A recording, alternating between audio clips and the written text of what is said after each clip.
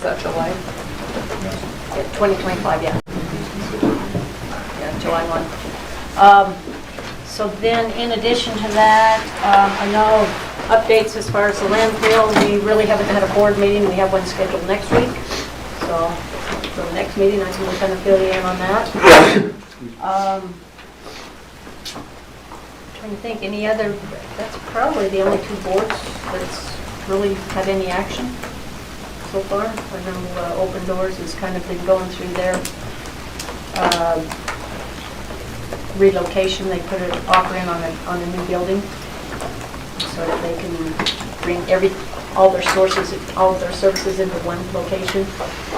I don't know what the status is, but I know that they can. Are they going to keep the building they're in? So the one up here on 193, if that goes through, then they'll sell their location on 193, help pay for the... That's where they do their food stuff. Yeah, where their food stuff is. So knowing that, be prepared, there'll be a shift that way from them not doing the food service. But that's why there's a big discussion that's kind of taken place with the Bountiful Food Pantry.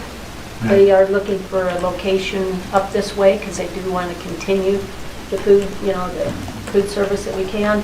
Meanwhile, I think Open Doors is working in conjunction with Bountiful Food Pantry on possibly doing like a mobile service in our area, which they've tested that already, and they said that they have really good success with mobile service and it does make sense because you're actually taking the food closer to the source of where the people need it versus 193 was kind of a tough location for anybody that did not have their own transportation to really get there and get any type of food that they needed. So anyway, those are my updates. So turn it over to the council and let you guys report.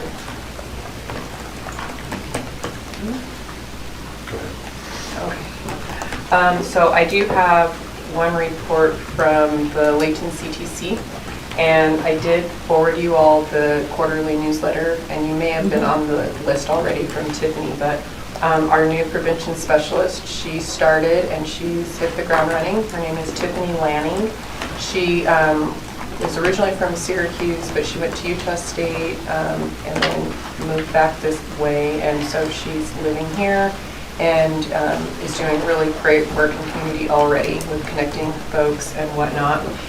So she is our prevention specialist, and we still have Megan Crane as the prevention coordinator. So we still have that continuity. She's actually going to be managing all of the CTCs in our Davis County areas, so South, North, Central, and also us, which I think is really good because it'll help to bring some continuity to kind of the things that are happening. And we've already coordinated trainings and things like that. We have a outreach. What are we calling it?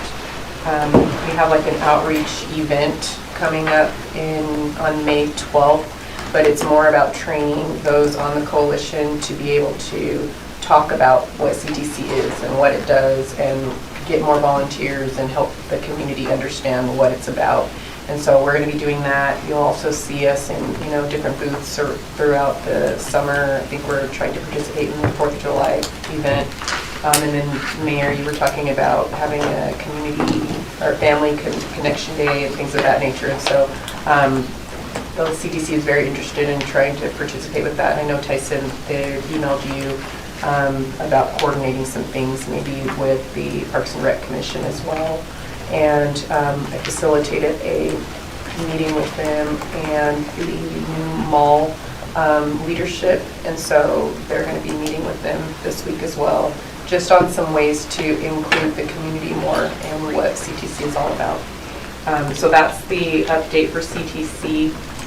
And then I just had a couple of things on my list from citizens. Is it okay to ask to bring those up right now? Mm-hmm.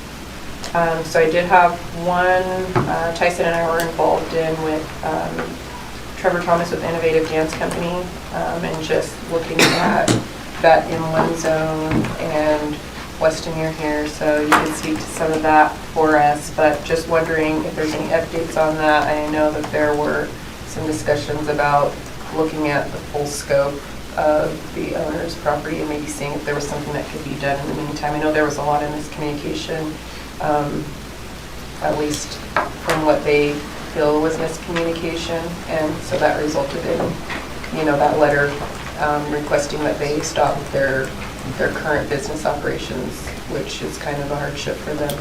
And so I wanted to bring that piece up. I also wanted to bring up, and I'm just going to list these all off, just so that they're all out there. The discussion about potential payment regarding the Case Creek residents and the trees. Just didn't want us to forget about that. That was a council discussion that we were going to have, and I don't think we've revisited that yet. And then the last thing is the Layton High School question. We got an email from a student about the drum line, which I didn't really know the history of that, and thanks to Dave Thomas, we've got some background now, but wanted If to you need bring... history, just call me. That's right. If you want history, call Dave. Yeah. But I don't think we've had a chance to have that discussion with the council either. So I just wanted to bring up those 3 items that we could talk about whenever the mayor would give us opportunity for that. But I just wanted to bring those 3 up. Anyone else? Parks and Rec Commission met a couple of weeks ago. Dave, you can correct me if I'm wrong. I wasn't there. I know Dave was on vacation as well, but I did learn through the minutes that the lane is hoping to have the new wave machine in for the fall. Is that correct? We'll talk about Whether that that's tonight. true. Okay, great. Well, update's coming then.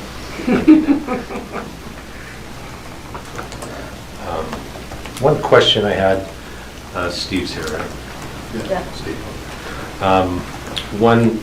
One breakout session I attended in St. George with UO CT was about water planning and municipal water planning. They talked, one thing that really stuck out to me is safe yield. How much water do we have for build out? Have we done that planning? And I'm just curious. I don't know if we can have that conversation another time or if you have a quick answer. It is part of our water master plan, and we actually look at that as we go forward with the update that we're in the process of doing, so we'll have more discussion as we move forward. Thank you. Next. UIA Utopia, we had a meeting.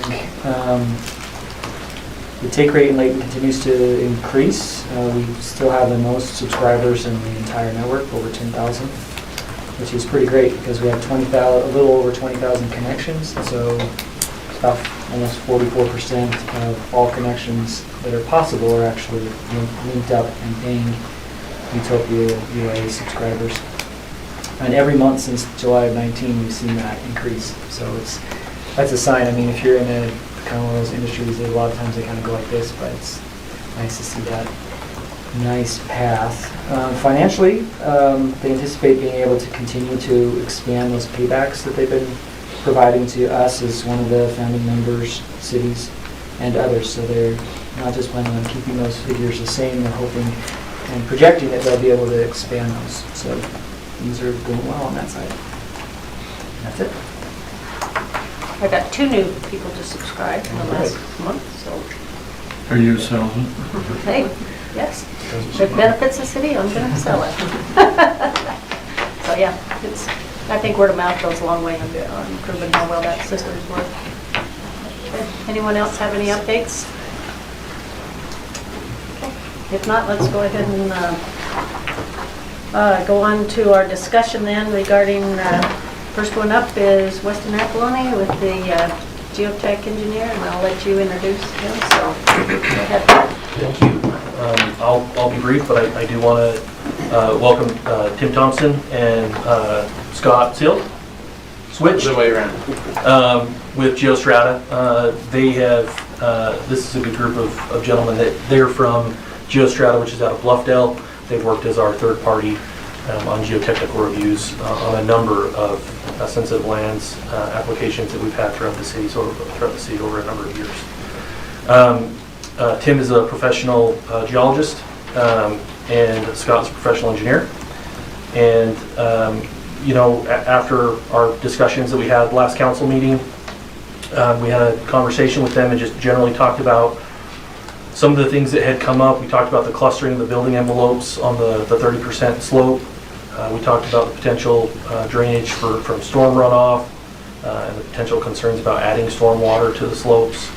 The trail location and its existing location and potentially mitigating geotechnical concerns.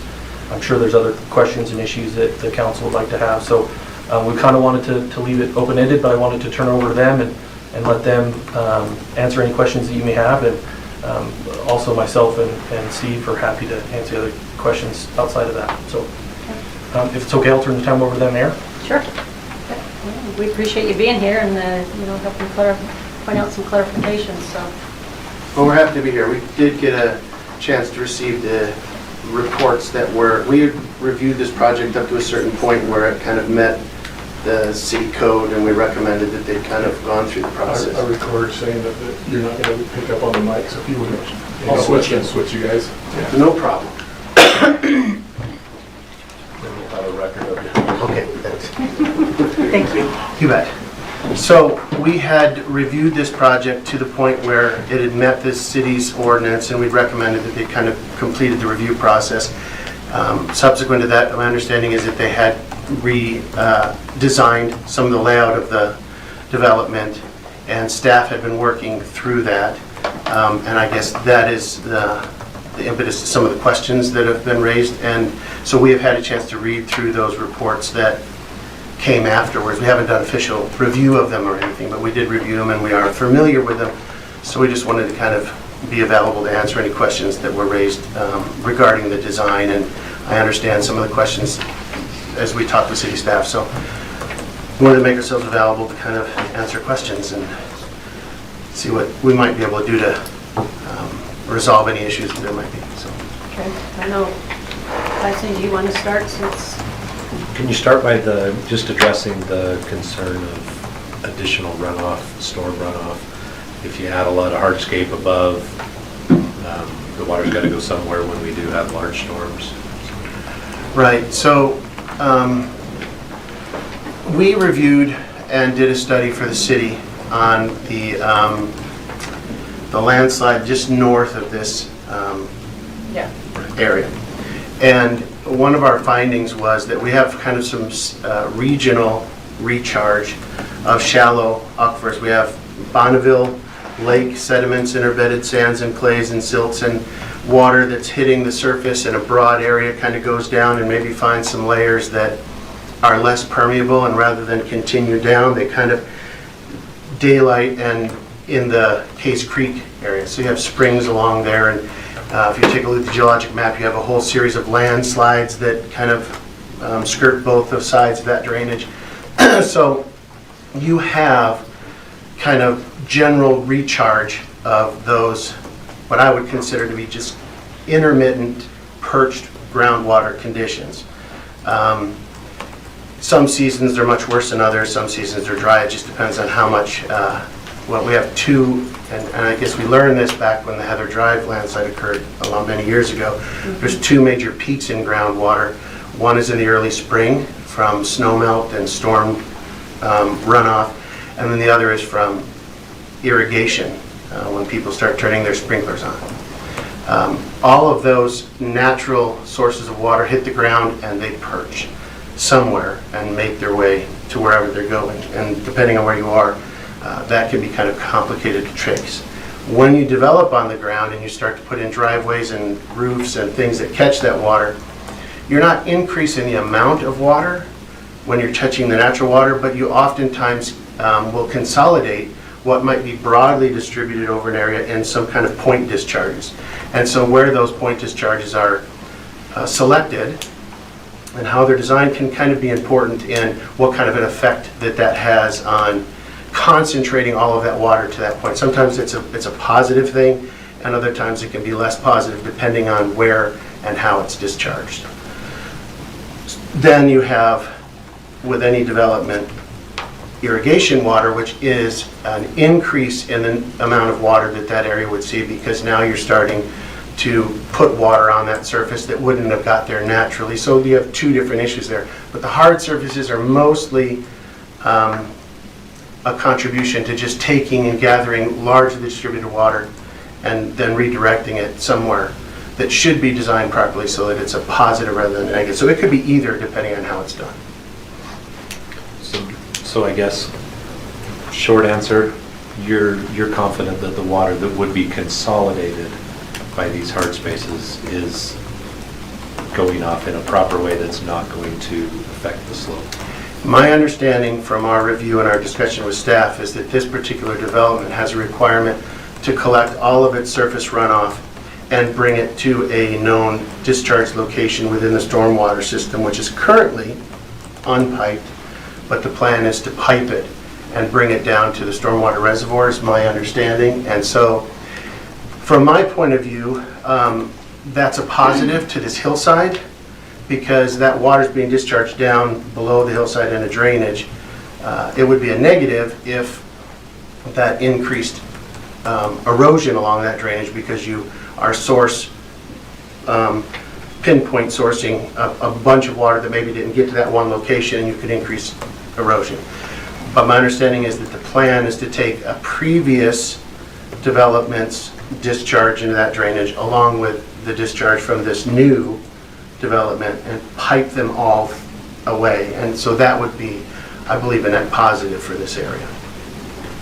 So would that help with the existing drainage area that's down where the trail is? That's the project that we've been proposing to do. We've been trying to gain access to this property to repair that. But that would be the same point where we would pipe from where that erosion is occurring all the way to the reservoir. So where the existing trail to the west of this property ends, there's the discharge point from the subdivision to the south. We would pipe that water all the way to the reservoir, and then the water from this storm drainage system would also be in Wouldn't come down into it? Would that project be completed prior to this? It would have to be completed when this subdivision comes in. We're actually working, we've talked to every developer that's wanted to come in about getting through this property to do that project for a few years now.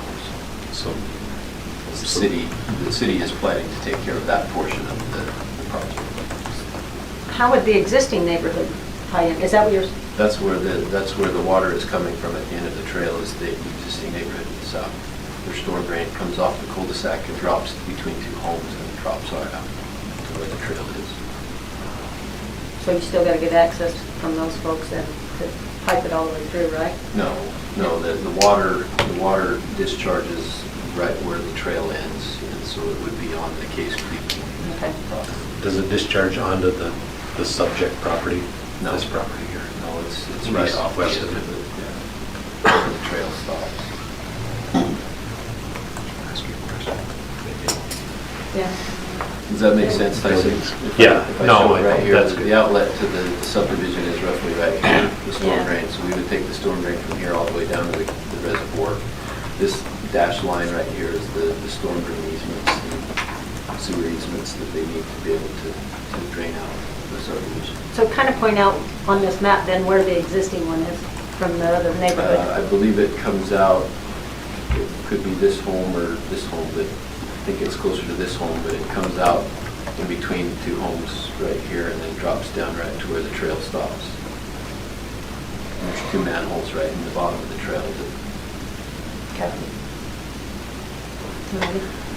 Another question? Do you know what I was? Go ahead. Well, I think another concern was the lots like 106, 108, 110, 118, where the buildable area actually seems to touch where the 30% slope starts. Right. Just concerned about building that close. Do you have that plate in their report that shows the colors, the red and... I mean, we can pull up the geotech, but I don't know which one that report is specifically. There is a line that's drawn on that map. It's kind of a dark dashed line that is labeled as the 30% slope line. That's a modification from the original line that was in the very original report from like 2019, I think. Most of that line is fairly accurate. Around a couple of places, that line somehow has been moved, and I don't quite agree with it. So I went through and looked at this line on the slope map. They have in the report a percent slope map, and they show in that map in a red color the slopes that are greater than 30%. And the buildings have been located outside of that area. So I don't have a concern with that. I would just say that that line that currently is shown there is not completely accurate with the original line in the original report. Oh, that's the one right there. So if you see those, if you go down to the bottom of the development by like 218, or Can't make this work.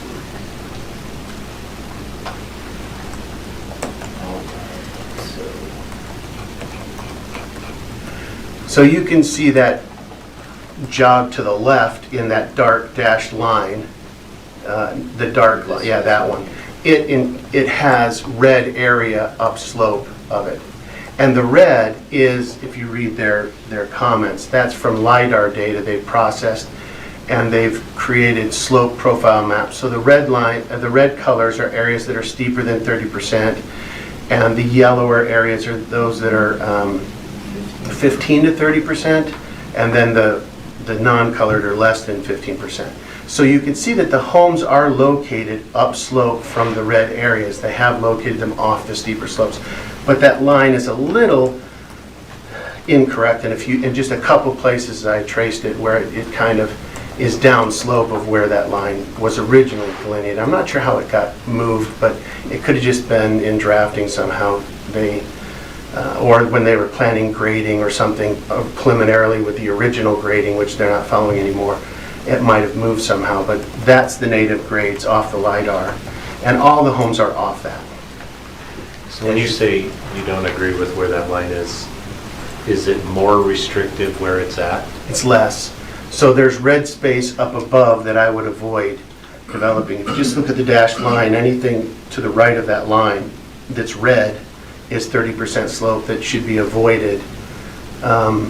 So like right below 118, that red area looks like it's upslope from the line that's a 30% line, but that red area is actually the 30% slope area according to the LiDAR data. So in that case, the line should farther match down. the red. Yes. It should be farther. And it originally was. They originally kind of had it so that it traced that red pretty good. And there's just a few places where now it kind of deviates, and I'm not exactly sure how that happened. But we did go back and review to make sure that ultimately, with line or not, that it was not on the 30% slopes.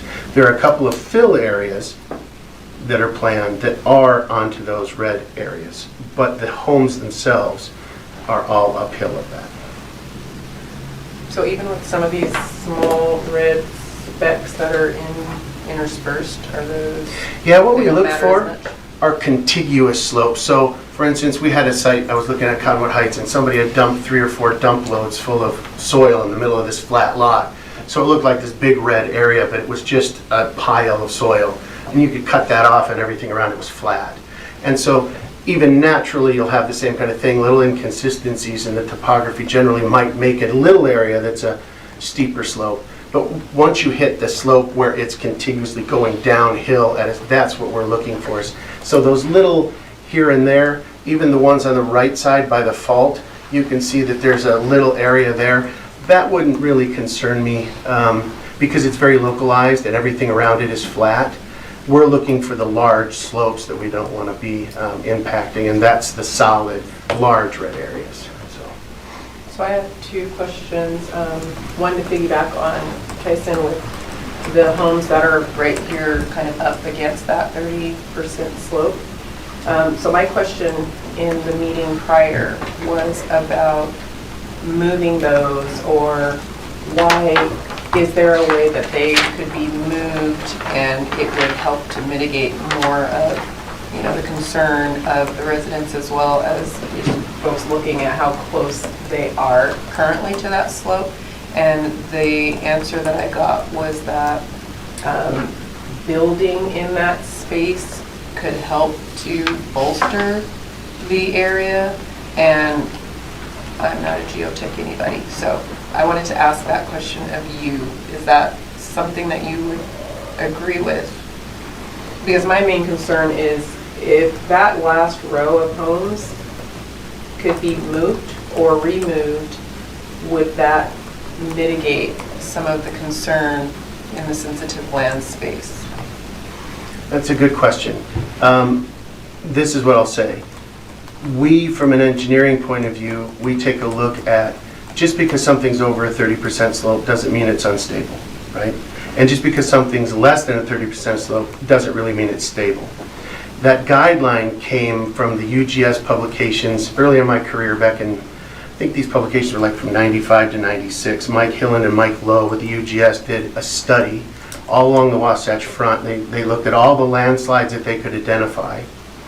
And then they looked at a couple of things. They looked at what slopes those landslides seemed to have occurred in. And then they also looked at geologic units that they occurred in as well. And what they found generally was about, I can't remember, it's been a long time since I read that publication, but 70-some%, about 72 or 75% of all landslides seem to occur on slopes that were steeper than 30% along the Wasatch Front. They did the same thing up by Jordanelle and in that area, and that actually was 25%. They have the Keeley Volcanics up there, it's a lot more challenging of a unit. But they also said that that also largely depends on the unit underneath it. So you can see some of these limestone mountains near like Big Cottonwood Canyon, and they've got sheer cliffs that they've cut into the bedrock, and they're completely solid even though they're vertical cuts. You couldn't do that in the silts and clays you have here. So it's a combination of the slope and the underlying geologic units, and then other conditions like water and discontinuities within a lot of things, right? Well, a lot of, it was with the FCAUS in Salt Lake County is where it started with their ordinance, the FCAUS ordinance. They picked up on the 30% and said, well, if that's a good rule of thumb, then let's just say slopes over 30% we're not going to build on anymore. And that gained a lot of traction, and that's kind of how that got adopted into most of the ordinances. I don't disagree or agree with it, but it is kind of an arbitrary line. And sometimes people weigh too much on that, either one way or the other. They think if I'm out of the 30% slopes, I'm great, or this 30% slope's the worst thing ever, and neither are probably true. In this situation, they have to come in and do a lot of subsurface investigation to look at the soil that slope is made up of, which is the other part of the publication that really didn't get into a lot of just the standard ordinances, right? Because you can't make a standard ordinance when everything's different everywhere you go. They could on the slopes, but not the others. So they come in and they take a look, and they do drilling. They did 2 borings in this subdivision and test bits. They grabbed a bunch of samples. They brought them to the laboratory, and the engineers worked their voodoo and come up with the strengths associated with those soils based on a bunch of standardized testing.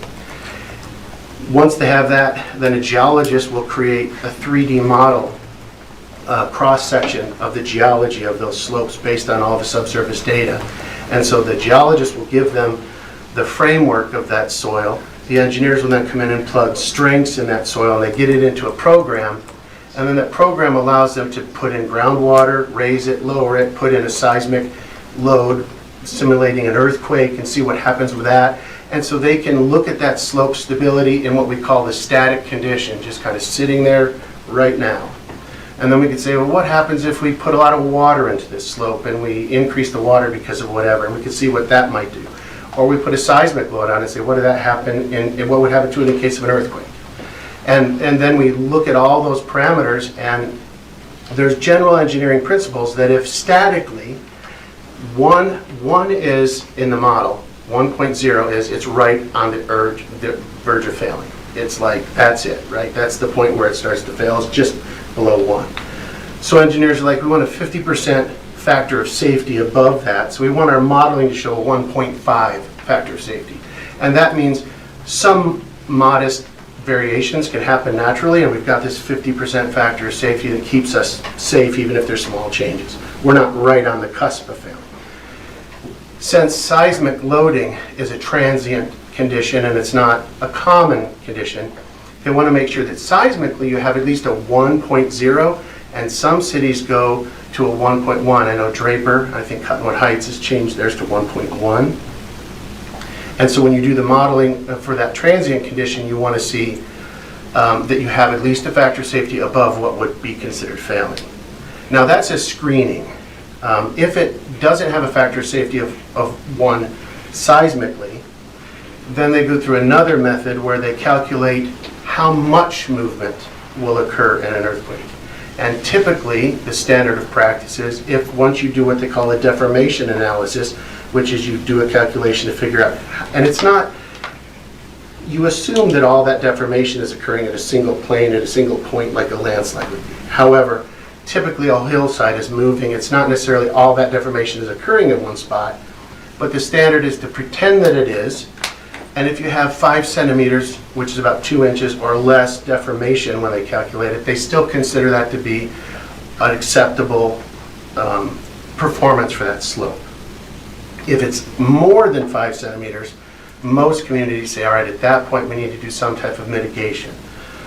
Some cities allow structural mitigation of the structures themselves and say, oh, it's going to be 4 inches of deformation, and the homes are structurally designed to handle that. Some cities say, no, you need to stabilize the slope to reduce the deformation to less than 5 centimeters. Different municipalities handle that differently. This was done. They found that statically they had proper factors of safety. Seismically, some of their modeling showed factors of safety that were low, but they did the slope stability modeling on this, and the deformation was less than 5 centimeters. So it was deemed to fit within what was the standard of practice. So that means that the hillside itself is not necessarily a problem. However, we found out with the Hidden Hollow landslide and the Heather Drive landslide and many others that those are fragile ecosystems that are not well equipped for large changes. And for instance, in the Heather Drive, the UGS determined that the spike in groundwater during August and September was higher than the spike in June and July and April or May, in June. That's when the natural one peaked. So irrigation was really putting some load on there that even nature wasn't. That turned out to be a problem. So no slope is great if you don't limit what you do with it. So then the engineers have to come out with recommendations on, all right, how do we safely build in these conditions without decreasing that slope stability, without making a problem. And they went through that process. So they're basically saying what their original plan was to come along that edge of that slope with a large fill pad that went all along the slope and wrapped around the subdivision to the top. I'm never a particular fan of putting large amounts of fill right above a slope. The engineering showed it worked, but it wasn't my favorite. But they did meet the standard of care when they did the estimating with the engineering. They've changed that, and they've gotten rid of that large fill section, and they've reestablished these foundations in such a way that they can limit the amount of fill. I'm assuming when they said placing the homes the way they did is an increase and a benefit to the development, I believe that they're talking about the original plan, which was shown to be acceptable, versus this one, which has much less fill. I think this is an improved design. Now, can these homes be moved and make, a better, that's design type stuff, but from an engineering point of view, our quick assessment of this, because we didn't do a full review, but basically we looked at all the main elements, and we didn't see anything that really concerned us with what they had done here. No, it was a pretty standard approach to how the industry does a slope stability like this. Was carried out. Sorry to interrupt you. I had a question, and maybe it's one for Weston or maybe it's one for staff, but I guess when I understand that we as a city getting a third-party recommendation on a potential sensitive lands issue, that they've seen what the final result is, what we're looking at. But what you're saying is that you guys had a preliminary plan that you guys said that looks good, but the plan that we saw 2 weeks ago was not the one you thumbs up. There was a redesign since we did the final review, but it was looked at, and basically because they were removing the fill, they weren't putting anything out on the slope, they weren't substantially changing the engineering properties of the design. It was decided that it probably didn't need to be fully re-reviewed. We were able to look at it, and we did talk with staff about it. We just, one of their things they put in the package was a rockery design for the, not just the trail, but there's 2 homes to the north. If you slide up so I could see those upper homes. I think it's, yeah, those two right there. You can see that gray triangle behind the one up above. On that gray triangle is this, in that area, and then behind this one right there, there are some small fill sections that go down onto that red area that's a 30% slope. They have a grid reinforced fill section that they have designed with a rock facing, and they have a report that they wrote modeling that construction and showing that that meets the factors of safety. So we did have a chance to read those, but no, we haven't done an official review on them. Okay, I guess that's a concern for me, mostly because you've taught me more about geology today than I've learned since in my entire life, so I appreciate that. I guess I give pretty great deference to professionals like yourself, and when we make these decisions, my hope is that you guys would have seen the final product, because I'm assuming you're giving us a thumbs up on something that you haven't seen. And so I'm a little baffled by that, I would say, in some ways. And I guess my question is, maybe from a staff questioning, is this typical that we have a third-party geotech who sees a preliminary plan, gives us a thumbs up, and then there are potential material changes after that then they're not reassessed to ask, do these still fit within your... Yeah, I mean, we're going to do an assessment. I'm going to let Steve answer this because he's an engineer, so he's probably going to be better, more qualified to speak to that. Yeah, I mean, I guess let me clarify, there was a final plan. Okay. There was a final plan that was actually approved and could have moved forward to the council. The developer chose to revise that because of some of these fill concerns and these other things. And so the process that we follow is we look at it and we say, is this a material change? And if it isn't a material change that is substantial, this in this case was, they're removing a lot of the fill that was causing the concern. They're moving the site around to make sure that there isn't problems, and then they resubmit the reports. We look at those and say, is this something that has to go back for a full report and review? I wouldn't say they haven't reviewed it. They have looked at it, but they haven't written a report that says, here's all these things that, yes, we need. Okay, so staff level made the decision. So at staff level, we can look at that and say, have they or haven't they? And then if there is a concern, we call and we double check and we say, yes, does it need to come back for that? Okay. But we did go through a very substantive process, and then it was really addendums to those original reports that said, hey, these are the reasons we've changed what we did, as they mentioned, the clustering and those things to remove that extra fill, that extra weight of the problems that could potentially add to the issues right here. Okay. Is that common for you guys to Yeah, I mean, to do that? it's a judgment call, because every time they change something within the subdivision, we don't necessarily look at those. When it gets to the point where the city engineer, because all we do when we review is we give the city engineer perspective from a geologist and a geotech engineer on, so help them make good decisions. We don't make decisions for the city. We don't come in and say, you can't do this or you have to do that. We say, this is a good idea, or this is why we think maybe you should rethink this. So I concur with what Steve said. You know, they looked at things, they were removing fill, they weren't doing anything that really changed things in a negative way. It seemed to be positive, and they just felt like the homes are generally in about the same place, there's a lot less fill, and the homes are slightly moved, nothing's on a steep slope, so Yeah, I can see they the felt reasoning good about behind it. that. I guess my final question is just, if you are truly a third-party geotech, then the staff's making a decision on, we love our engineering department, obviously, but that almost kind of does away with the third-partiness of the geotech from you guys do, because they're the ones that made a change to that's not substantial enough to provide it back to the engineer, to the third party. And so I guess I'm just curious if you guys, if that's standard practice throughout the whole We see state. it quite often. You know, we look at a thing and I say, okay, I've never even heard of, or I've heard of you, but let's say I've never heard of Geostrata before. And I'm making my decision here, and I said, well, Geostrata, third-party engineer, said this was good. And I didn't know all that there were changes that our staff said, we don't think these are material enough to have to go back. We're just going to say move forward. And in my mind, I was making a decision that GeoStrata had seen those decisions and that they were making a completely objective third-party decision. Does that make sense? Yes, and we did review the stability of these slopes and all of the engineering that went into all the cross-sections and everything that was done. The actual layout of all the buildings, it may or may not be something that's significant for us to look at. In this situation, I mean, Scott and I had a week to look at these, and we just didn't write up a formal letter, but we did have a meeting with staff and talk about whether we thought there was an issue that we should have to really look at.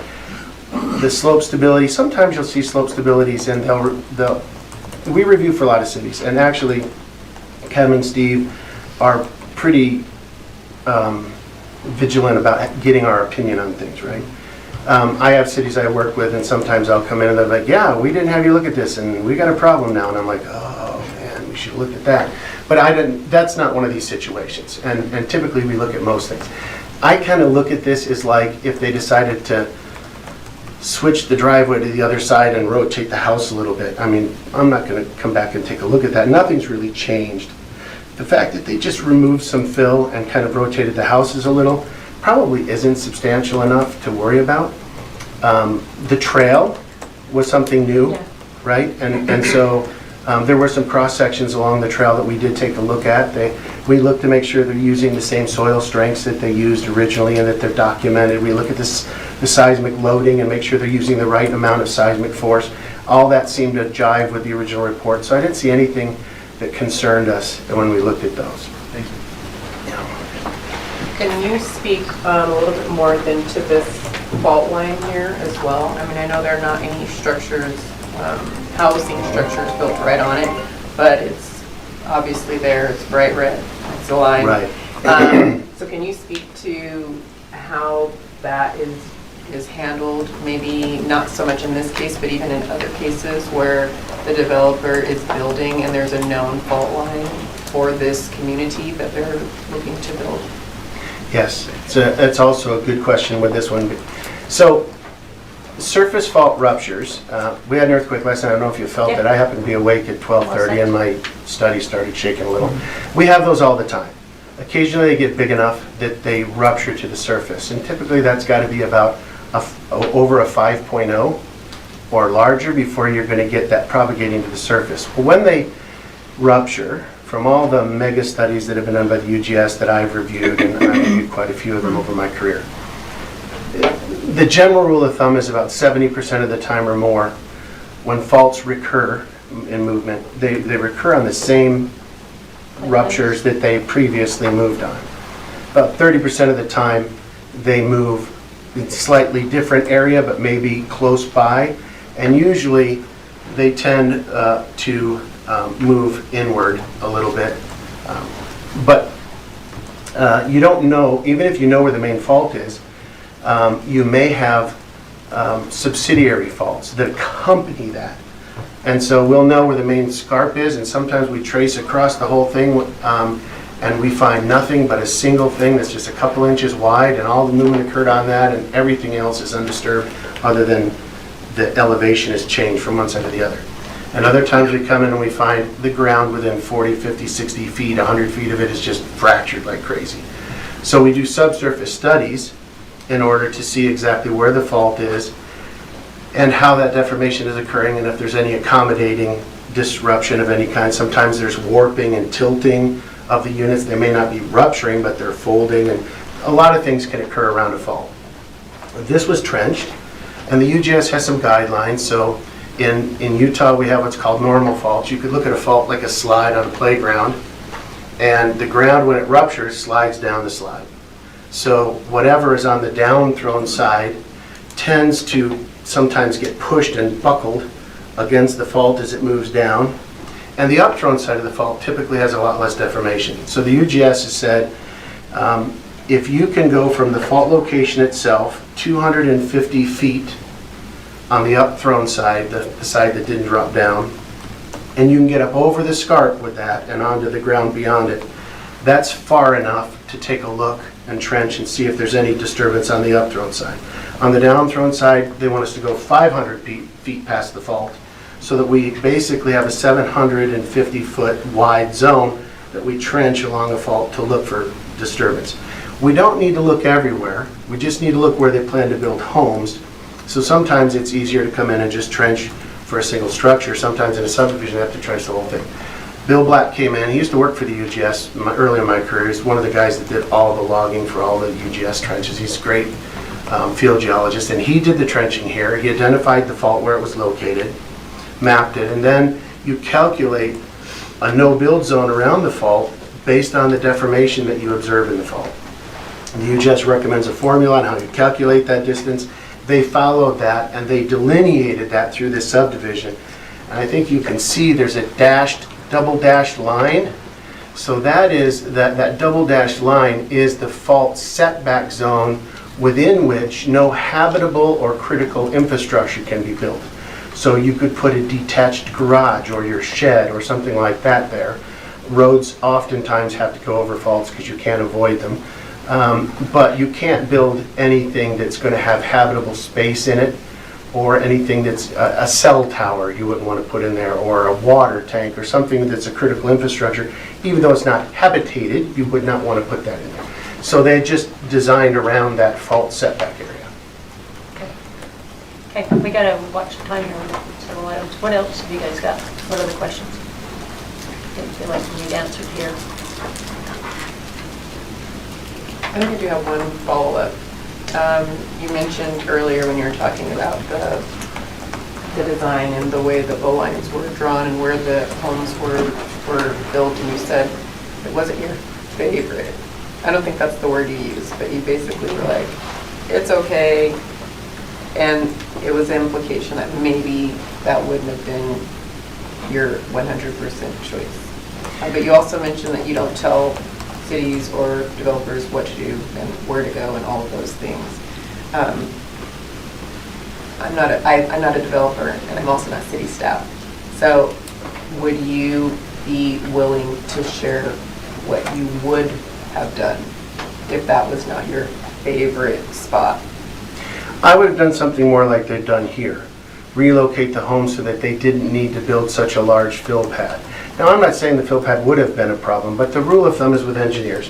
When we have a slope, we try not to cut the toe of the slope if at all possible. If you do, there's a lot of engineering that goes to retaining that slope so that you haven't undermined it. And we try not to load the top of a slope. And that typically is trying to avoid the most amount of fill you put up there, or the footing loads. And so there are setbacks from that slope that the engineers will have for the footings. Now, if you have a footing that's like this, a slope that's like this, and a footing right at the surface may be right here, but if you go down, the farther you go down, the farther you're actually moving away from the face of that slope. And so sometimes we need to be close to the slope, but we're going to put deeper footings in, so actually the load that structure is bearing is farther from the face of the slope because we've gone deeper. So they play around with those things, but the general rule of thumb is I like to see less fill at the top of the slope and less cutting at the base of the slope. And if it's there, because the design requires it, then you have to have really careful engineering to make sure you've really assessed it really well before you move down that road. That's kind of our personal opinions on things when we review stuff. Thank you. So that pretty much answers the basement question that came up there. All right, anything else for now? Thank you for your time. Yeah, Thanks thank for you. being here. We appreciate your staying around for our 7 o'clock meeting. If you would like us to, we were happy to do so. That'd be good. So, thank you, I appreciate You that. bet. Thanks. Okay, let's go on to Tracy Probert, the tentative budget here, so. We've got 1, 2, 4 more items. I have a few slides that I'm going to present just during the council meeting so that it's out in the public. I don't know that, just given the time, I don't know that we have to go through them all. Just some summary stuff, summary slides as far as graphics. There was one thing that we wanted to talk to you about concerning a ramp project. Right now in the tentative budget, the Surf and Swim Dome replacement project, which is $1.1 million, that's a general fund project as it sits right now. And the Andy Adams Park restroom upgrade, $700,000, is a ramp project. As those projects came, and the reason they're that way is because we have set a budget for ramp of about $2 million. And so as staff reviewed these, they didn't present the Surf and Swim Dome project to RAMP to be considered for RAMP funding because they'd already reached the budget.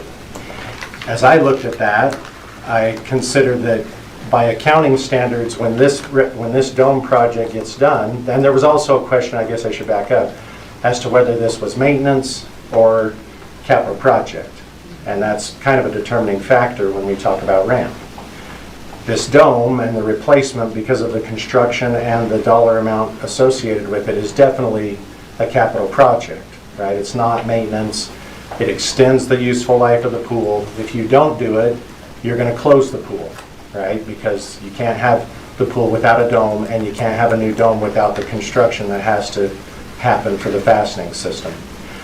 So I went to Alex, we discussed it with Dave, and proposed bringing it to you as a project that we would consider in addition to what's been proposed on the list with RAMP. As the city council, you have the authority to approve, beyond what they recommend. And so to give you an overview of what that would do to funding, right now this is where we're at, and I'm also considered, after talking with Dave, there's an election for RAMP. So I have two different scenarios. One is it approved, one is it not approved.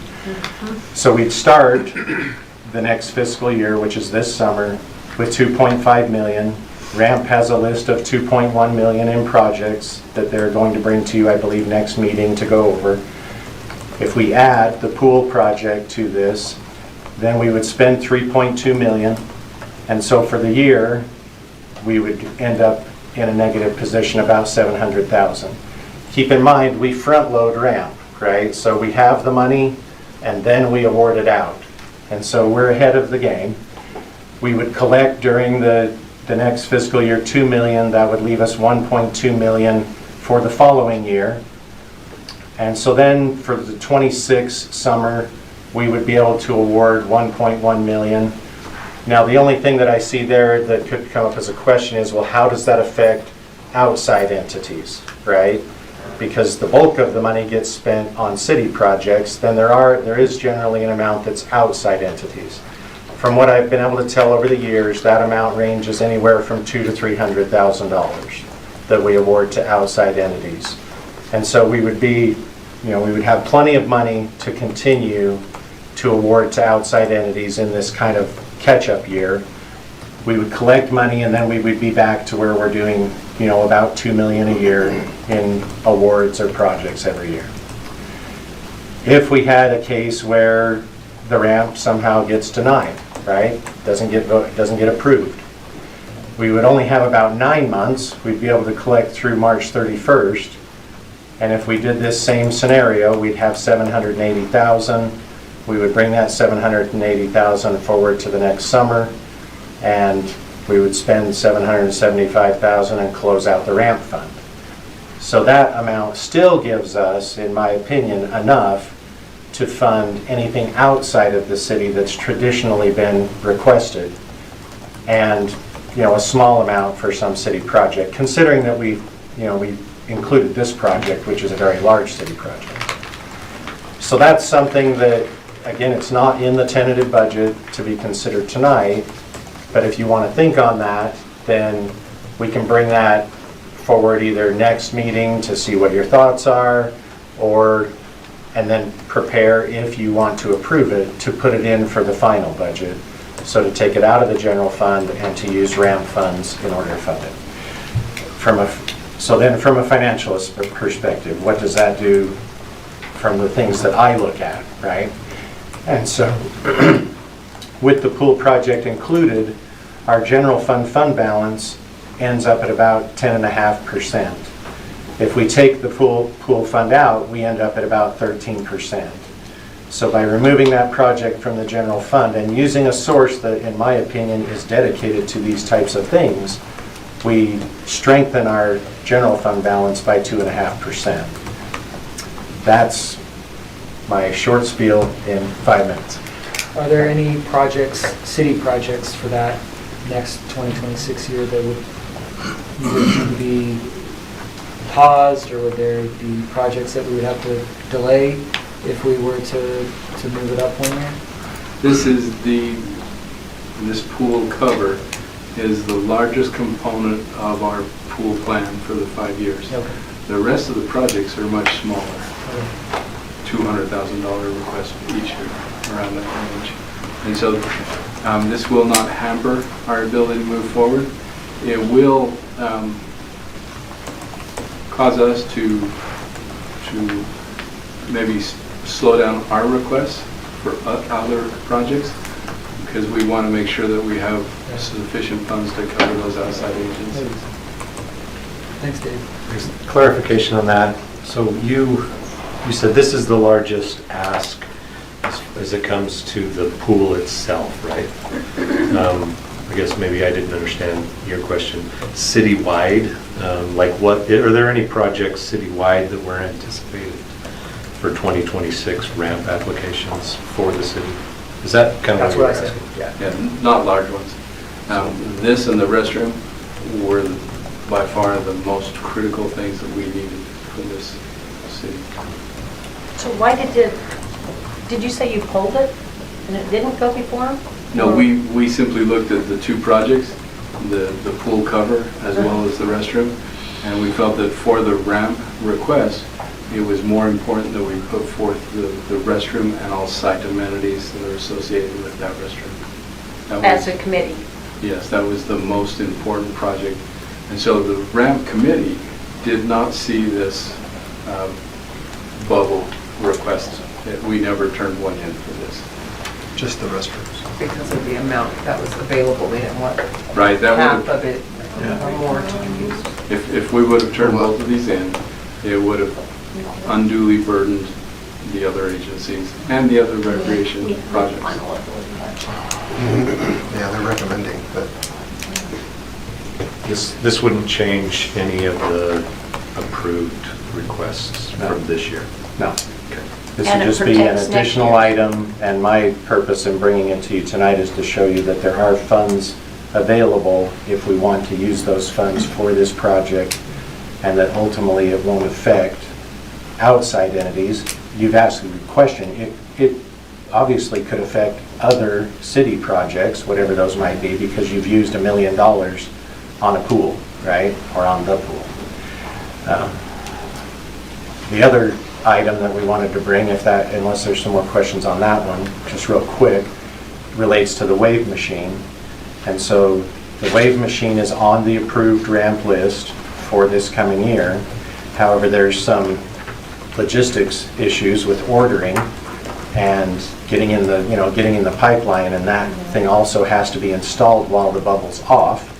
And so there's a short window to be able to do it. So what we're proposing, if it's all right with you, is to bring forward a budget amendment to move that project into the current fiscal year and take it out of next year. And that will allow them to order it now and then be able to get it installed during this season. If we wait until July 1st, when the new budget is actually, effective and approved, that it really doesn't give enough time to get it in this season. It would almost have to wait until next season. So I just don't want to bring a budget amendment to you, in the next couple of meetings and have you, well, what's this? So we thought we'd bring it to your attention. If there's concerns, then let us know. Otherwise, we'll bring that budget amendment forward. Would the money that if we approve this, that we've moved back into the general fund, that would be then used to move this other project forward? Well, right now, the wave machine is coming out of the ramp monies, right, next year, starting July 1. So they could order it July 1.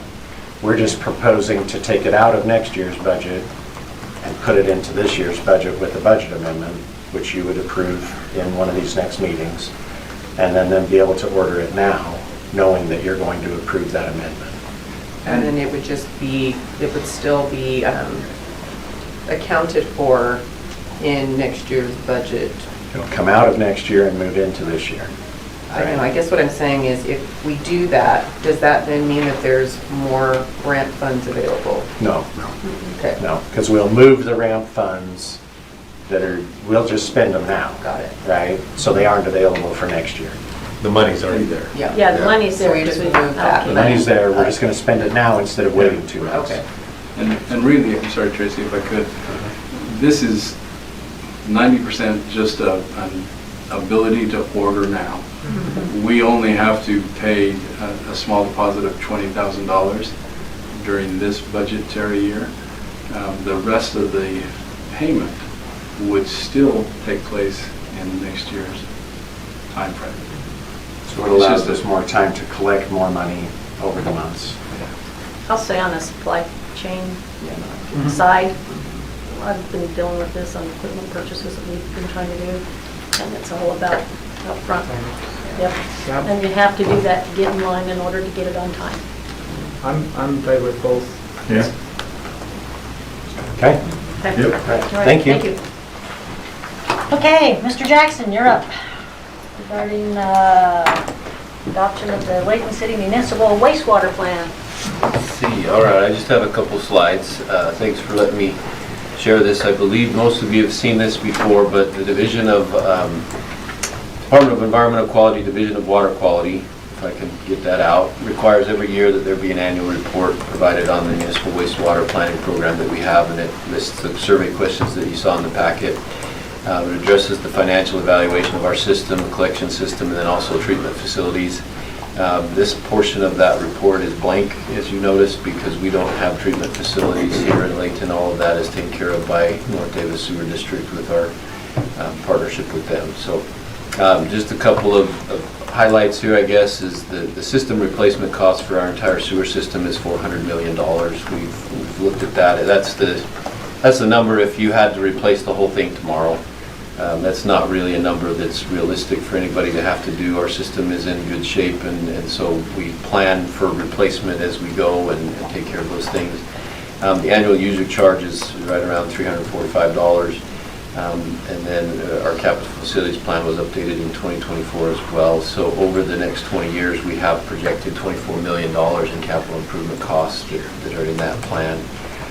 The operating revenues and reserves are in line with the system requirements and the projected expenditures, so we aren't anticipating any major changes to that as we look at it with Tracy and forecast in the future. So, as far as the collection system goes, we have 230 miles of pipe. I was going to say feet, but I'm going to read miles of pipe. 229 of those are gravity, and then we have just a small amount of pressurized sewer line down in the southwest corner of the city. Our largest diameter is 18 inches, the average depth is 9 feet, and the oldest pipe was installed back in 1956. We do have one lift station. We're fortunate that we only have one lift station because they are kind of a difficulty to maintain and manage, but it pumps 255 gallons of sewage a minute. We have 7 grade 1 collection system operators. Actually, we have 8 now as of today. One of our operators just passed their certification, so that's great.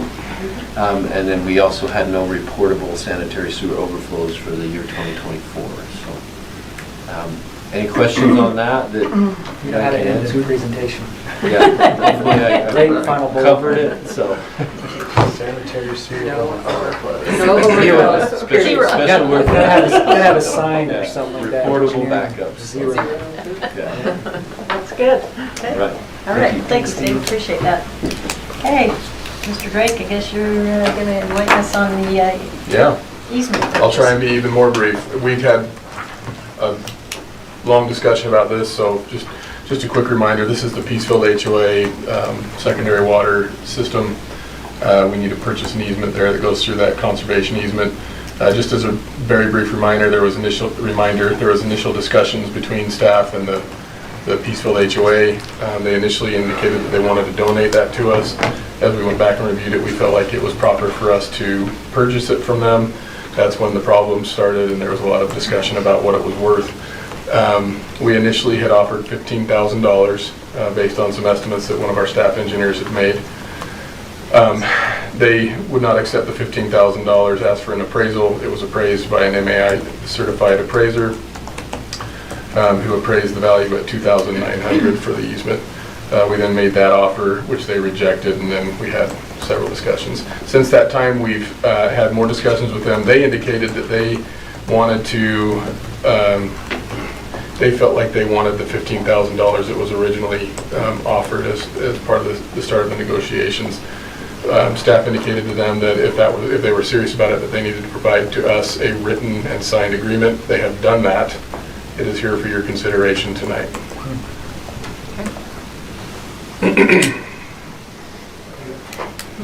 It does move the project along, but I will say, I know that there's holes in the ground up there and pipe laying there, ready to be installed, right? We're moving on other parts of the project that we can get access to. Yeah. I don't have any problem with it. I think that, you know, instead of sit around and fight over, I realize money's money, but this is a big deal. This is something that Cost we us more in need. time lost. Yeah, so, no problem. Anybody else? Okay. Brings us back to the starting point, which it's unfortunate that we went through the whole process. Yeah. Maybe it's a lesson learned that appraisal doesn't always help you. I mean, not maybe. It In is. the end. Yeah. in the end, Maybe. Yeah. it matters. Yep, that's true. Okay. Good with that then? Okay. That's item number 6 on our agenda, so now item number 7 is a closed session. So, would somebody like to make a motion to go into a closed door session at this time? Make a motion to go into closed door session at this time. What, did you have, I do have a question, I'm sorry. okay, before I won't acknowledge it, I'll ask you a question. Thank you. My question was, is there an estimation that this closed door session is going to last the whole time? I just want to make sure that we get a chance to discuss those items that I brought up earlier, so. And that's why I figured we'd see what this is and then come back to those 3 items. So, I think we'll be okay, right? Should be okay, yeah. Yeah, I think we can come back. If we hustle, Yeah, are you good with that? yeah, that's fine. The only Or reason do I you brought it wanna- up is because I would Or do just you want to rather discuss have, the 3? Here's the option. I would just rather have those discussions in the public setting, just because they were brought up by residents, and the closed door meetings we can't have because they are closed door. And when we come back, although it's public and people are more than welcome to come back, depending on what time it is, it's likely that they will not. So that was the only reason for me asking if we That's fair. could do the closed door after or later if we end up going past the time. Okay. I'll acknowledge that on the caveat that should our discussion take longer, then I guess we will make a motion out there to come back to a closed door session after our regular scheduled council meeting. Are you guys good with that? Okay, if that's the case, let's go ahead and discuss these 3 items. First one up is the dance studio. So, Weston, do you want to speak to that? Yeah, you bet. Innovative Dance applied for a business license in August of 2024. Staff reviewed it. One of our planners provided comments to them in September. Those comments were emails that went out from our business license system that basically outlined how their application did not meet code and requested verification to clarify if code could be met by what they were doing. I checked the email systems. I have talked with Trevor that they're very amenable. I appreciate their willingness to try to come into compliance. And he recognizes there was a disconnect, but I will just state that the emails that did go out, in addition to them providing links to our portal, the text that was provided by our planner that stated the reasons and the issues were embedded in the email as well. So that content was there. A number of emails, I believe it was 8 emails went out from there on out up until February and March, almost monthly, notifying them that there were further things that needed to be done. They didn't have a business license yet. We had our business license clerk, she reached out to him and said, hey, we've got installed on this, what's going on? And he said, I'm just a little confused on how to use the system. And so she walked him through it and got to the point where he started providing comments to us. The main issue with the approval of their business license is there's a criteria in the code.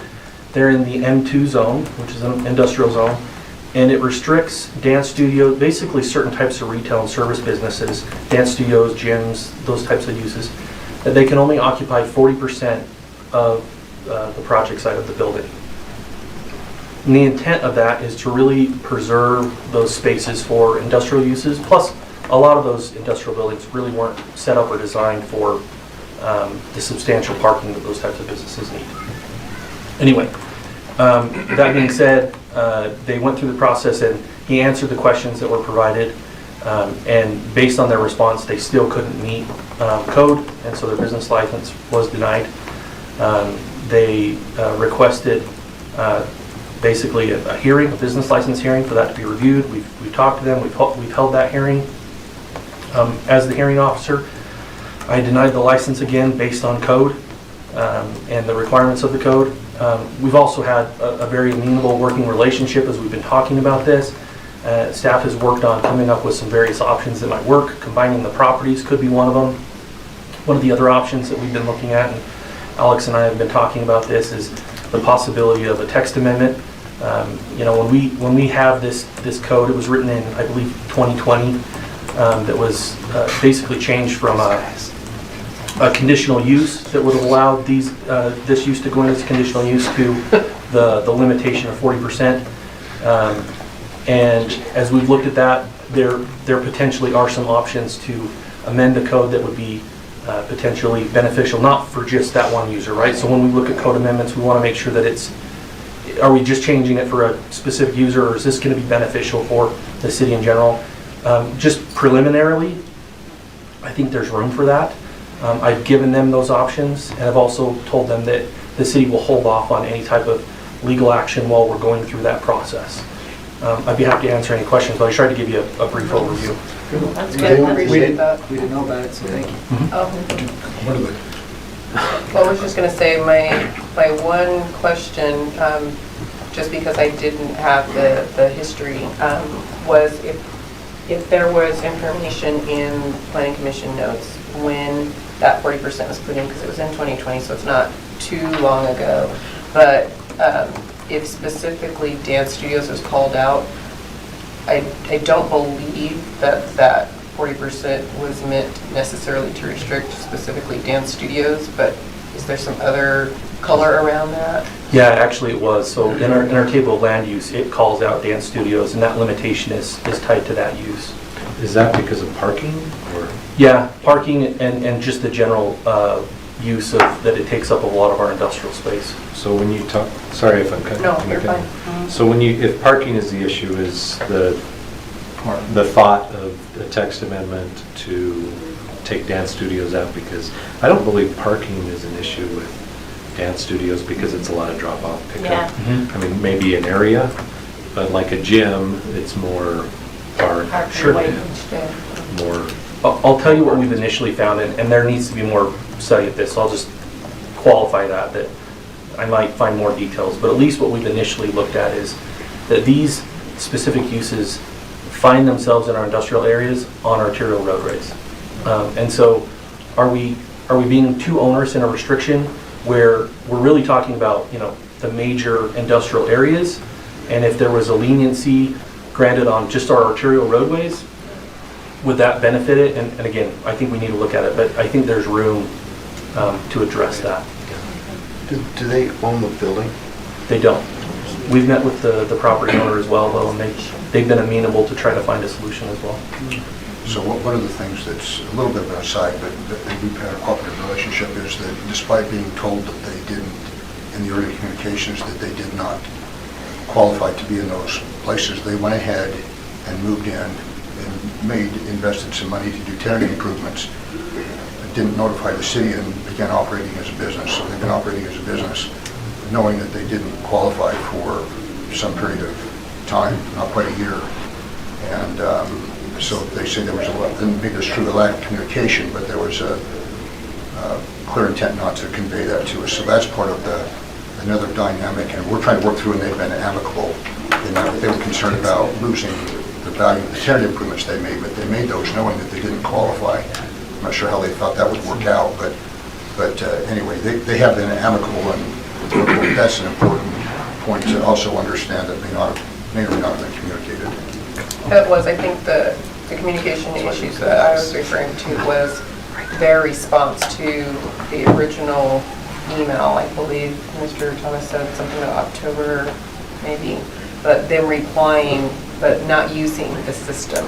And Yeah. so, not hearing back or thinking that they didn't, they were waiting because they had been in the city before and had since moved and have grown and come back. So even though they're a new business, they had operated here before. Yeah, they And start, so- I apologize. Yeah, no, I was just saying, so that was the communication issue I was referring to, not so much them, not knowing or whatnot, but them trying to reply and not using maybe the link in the email Yeah. as opposed to hitting reply and maybe it not going anywhere because they weren't using the proper method. So that was the communication Yeah. issue I was And one of referring the to. things we put at the bottom of all of those kinds of things we send out is if you have any questions or concerns, please call and we provide a number. Yeah. Because sometimes the technology is, especially if it's a new system, it is hard for some people to use, but we try to cover that base. But I'm sorry. I'm just saying, I think we're, as Weston said, I think we're just logically independent of all the facts around it. From a staff perspective, it may make some sense to look at making some modifications. It's unfortunate this approach that was taken, but, so we're looking at it positively and see if there's a way that So then makes- you'll bring it back makes around to sense us so that- we can have further discussion then, right? Did you have something? I was going to say, I appreciate I'm of a similar mindset. I want to find reasons to say yes and not reasons to say no. But when you're told no, it's like, wait. No means yes. Yeah, that disappoints. So, but thank you. Yeah, you bet. Yeah, that's a big issue. Hey, you good on that? I'm just watching the clock and making sure we get through these. Thank you. All right, let's go on to the Case Creek Trail, Case Creek tree discussion as far as any type of repayment. We did discuss that out on the dais, but you're right, we didn't come to a conclusion there, so let's kind of bring that back up. And there are folks who've already paid, correct? Yes. And then others, I'm sure, who have not, I'm imagining. Yeah, that haven't yet. I'm still in favor. I think it's an exceptional circumstance. I think we can limit it to the area that we have, and I don't think it undercuts or sets necessarily bad precedent. It's a terrible situation. I don't think any of us have enjoyed those discussions or what's happened with there. And so if there's a way that we can provide the financial portion of it, I'm on board.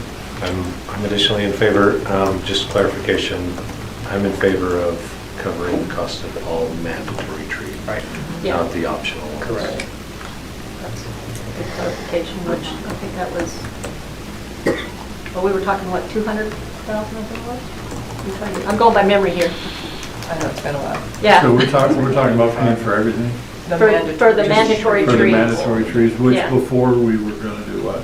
We were splitting the cost. It was 50/50. 50% of the trees and we cover the sidewalk.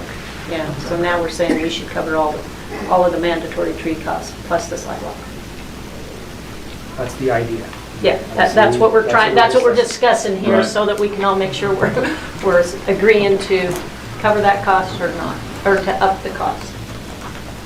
One thing to consider, we've been told, as a follow-up to the discussion that took place in the city council meeting, is I've been approached by a few people, just as, not as a concern per se, but there are several residents in that subdivision who identified this issue on their own properties several years ago and took measures to not only remove their own trees, but fix the sidewalks. So I'm not sure if that's understood, and if people that took their own initiative to address their own improvements, whether that needs to be built into some kind of repayment, and you go back 5 years, 10 years, what have you.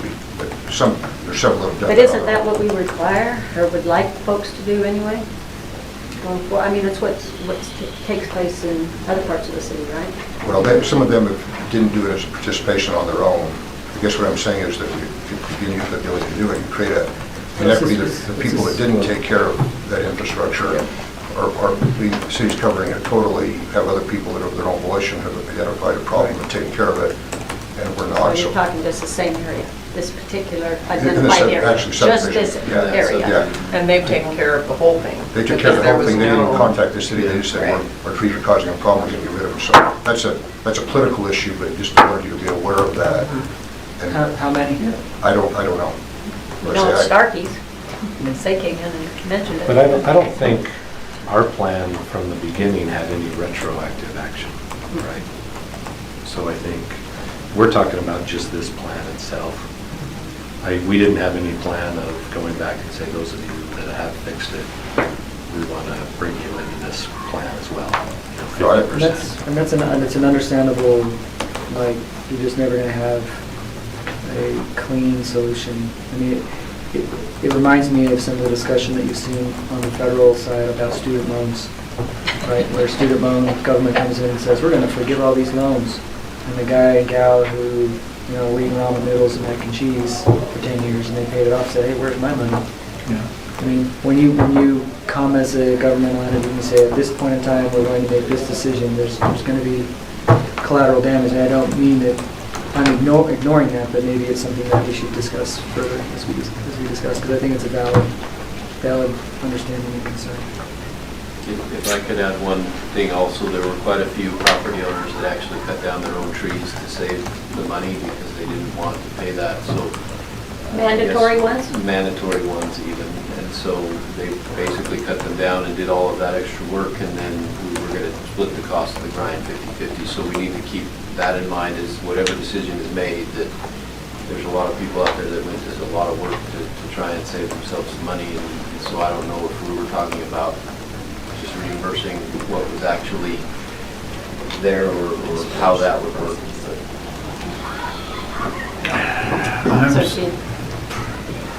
I struggle. I realize it's an area, but it's not, it's still an individual thing.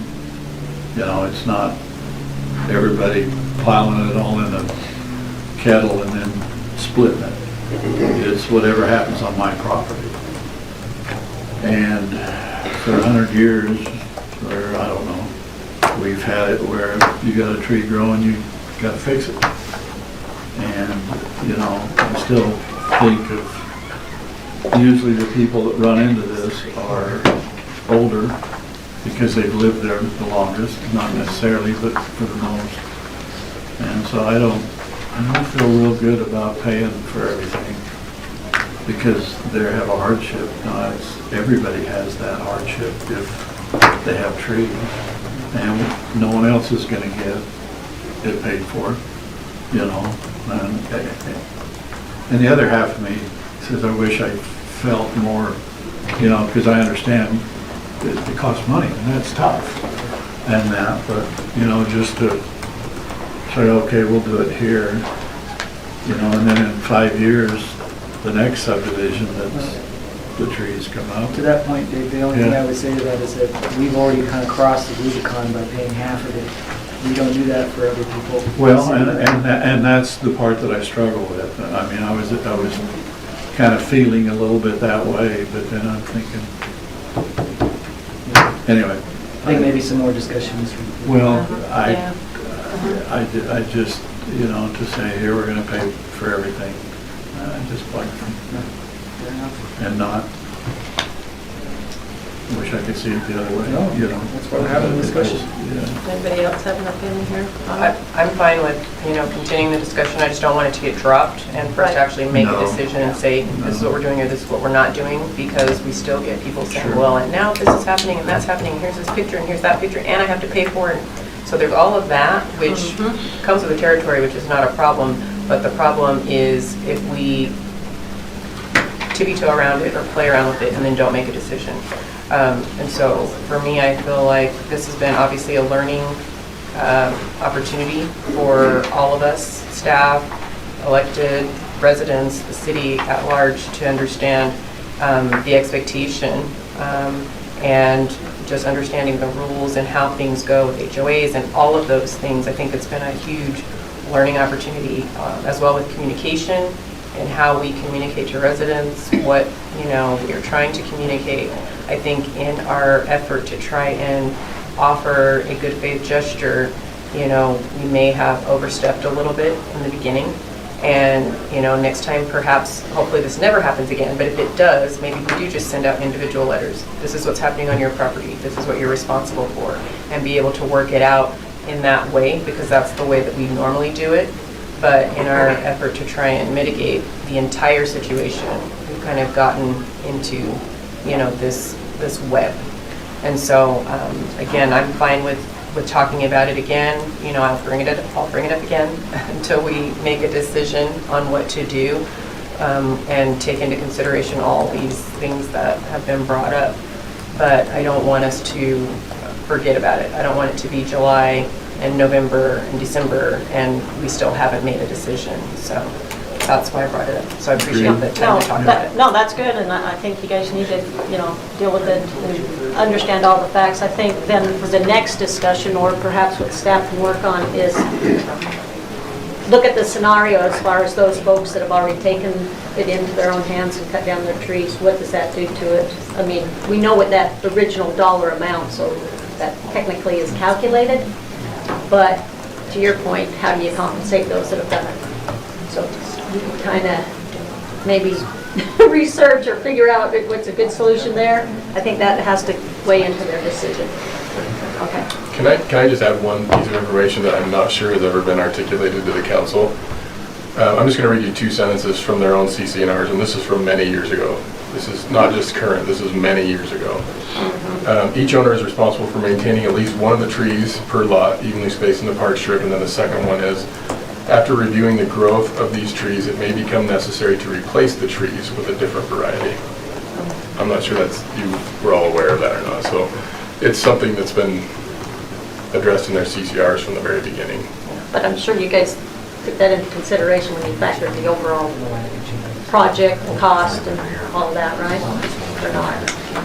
As far as what the CCR said? Yeah. Yeah, we knew that was in the CCR. Yeah. Whether they've acted on it and enforced the CCR. It's just, that's why some of these homeowners have done it, because that's what their CCNRs require. Right, yeah, they were willing to do that. Okay, as far as the drum line, I think we can continue on that later. So, we covered 2 out of 3. Thank you. That's a start, that's good. Appreciate it. I'll entertain a motion to close our work meeting for May 1st and go into our regularly scheduled council meeting. So moved. Thank you. I'll acknowledge that. Thank you, everyone.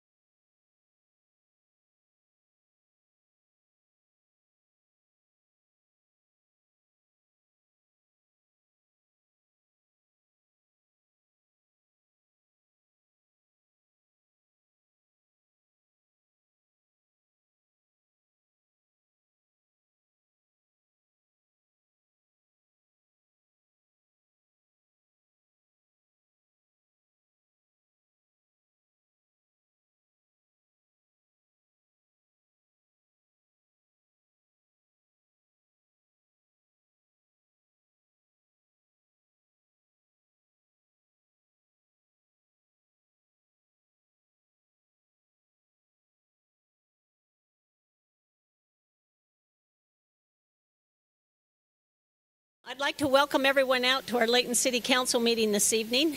It is May 1st. I appreciate everyone here and especially our special guests.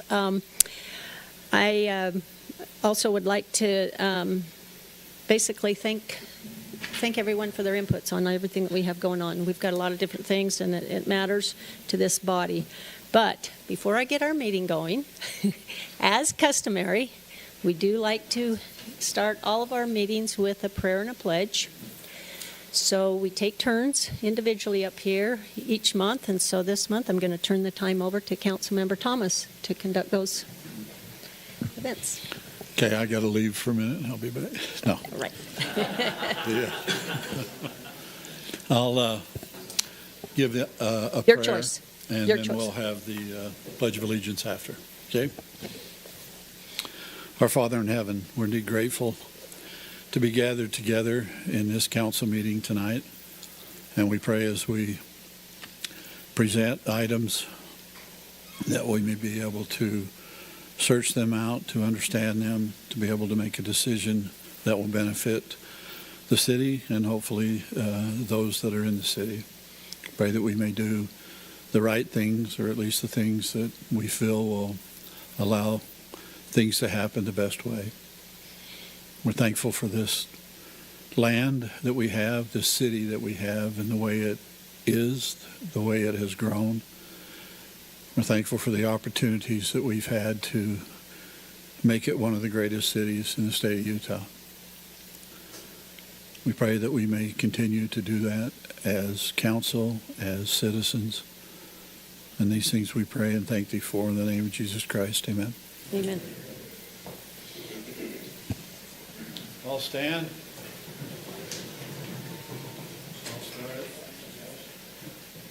I pledge allegiance to the flag of the United States of America and to the republic for which it stands, one nation, under God, indivisible, with liberty and justice for all.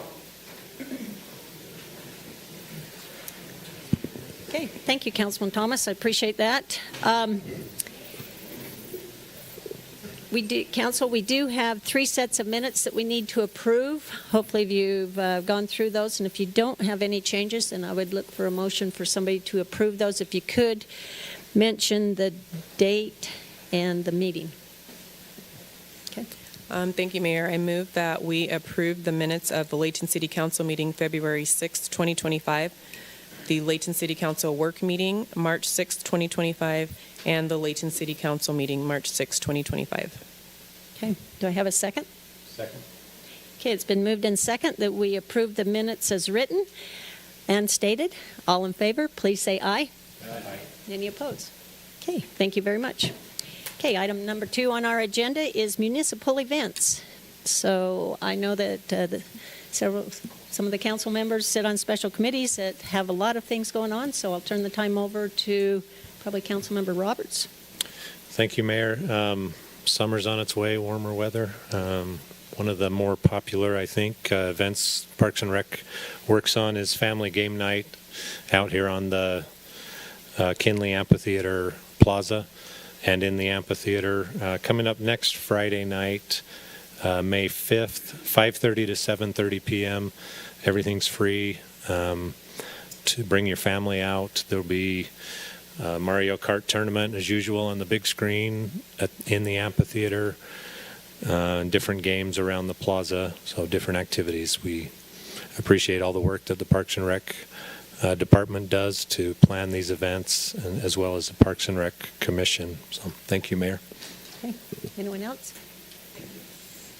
So I am with our Layton CTC, which is the Communities That Care, and this is our coalition that is made up of community members, employers, students, and just people around the community who want to show our youth that we care about your health, your mental health. We want you to abstain from substances and all things that can affect you negatively. And so I just wanted to put in a plug for Layton CTC Coalition. If there are any of you who want to participate on that coalition, you can go to the Davis Behavioral Health website and look for Layton CTC. We are always looking for volunteers, and this month is Mental Health Awareness Month, and also May 11th through 17th is Substance Abuse Awareness Week, and we just want to make sure that our citizens, our youth are healthy and doing well. The CTC is also launching a brain science campaign, which is a campaign that will help parents and adults and youth understand how substances can affect your brain and what happens when you partake in things like that. So if you're interested, if that floats your boat, reach out to me or go to that website. You can also find Layton CTC on Facebook and follow all of the activities that we have going on. Thanks, Mayor. Okay, excellent. Anyone else? Okay, there's a couple other announcements that I know are going to be taking place, so I'd like to bring it to your attention. First off, tomorrow at 11 a.m., if anyone is interested, we do have a museum right next door to us, and they do some fun events. And interesting enough, they've been, I guess the proper way to say it is they've had a lot of cocoons over there, and they are now hatched. So tomorrow at 11, you're going to see all the butterflies released out into the atmosphere. So if you'd like to bring your little ones or anybody interested in seeing that, you know, you don't see butterflies around too much anymore, so that would be a fun event for everyone to come and show your appreciation to the museum and all that they do for our city. In addition to that, speaking of students, and I'm excited to get to our next one here, but this Saturday is going to be the first Global Youth Service Day. So what this is, many of you are aware of 9/11, how all of us as a community help do service projects throughout our community. Well, this is actually students only. The students are gathering together. They're the ones that's going to do the service projects. So I have to give a shout out to all those students that have already signed up. But if you haven't signed up, you're welcome to come. It's going to be over here at Layton High in the Commons area starting at 9 a.m. and it will go till noon. They've got several projects planned. So like any other statement, many hands make light works. But more importantly, as Councilmember Smith Edmondson spoke about as far as the mental health, there's no better cure than when you're actually serving other folks. So I highly encourage our youth to kind of come out and experience that for yourself. In June, we'll have our Sounds of Freedom car show out here in the park on June 14th, so that's just one to kind of put on your books. So with that kind of concludes our municipal events announcement. So we'll go on to our special presentations. And tonight, we're very excited to see that the folks here in the audience from Layton High School, who happen to be our state champions in the wrestling, we like to acknowledge them as a governing body. And so I would like to ask, is there a coach or the team captain? If one of you guys wouldn't mind coming up to the podium and kind of explain the season and what took place, and then after that we'll go ahead and acknowledge them on our own. But I think it'd be great for you to just embellish here and acknowledge how much these kids have done, because that's unusual. Is it? Yeah. So I'm Coach Adam Fager. I'm the head boys coach at Layton High School. This is my 6th year as the head coach. This is been a fun year. This the first three-peat in any sport for Layton High School. This is the 3rd year in a row we won state as a boys wrestling team. So we had 70 wrestlers finish the season that joined the wrestling team. Out of 84 guys that started, we had 70 stick with it all the way through. That's not an easy thing to do, especially with how much I require out of them. It's a big wrestling team. We had to split up and run 2 practices at the same time so we could have room for everyone to practice. It was kind of cool. Wow. Cool challenge. We had 23 state qualifiers this year. The most you can qualify for state is 28. So we had 23 out of 28 state qualifiers. We had 15 state placers. Last year we had the most. We had 16 last year, but This year is good. 15 was great. We had 5 state champs out of 14 weight classes. 5 of them were from us. We had 2 second places, 1 third place, 3 fourth places, 1 fifth place, and 3 sixth places. So it was awesome. We had one of our wrestlers become the 3rd ever 4-time state champ for Layton High School, Geronimo Rivera. He's currently committed to go wrestle at Utah Valley University next year. We also, including Geronimo, we had another wrestler. He became they became the 9th and 10th 4-time state placers ever for Layton. We have more 2-time state champs than we have 4-time placers at the high school, like in the history. So like that's pretty special. Cole Fenwick is the other 4-time placer.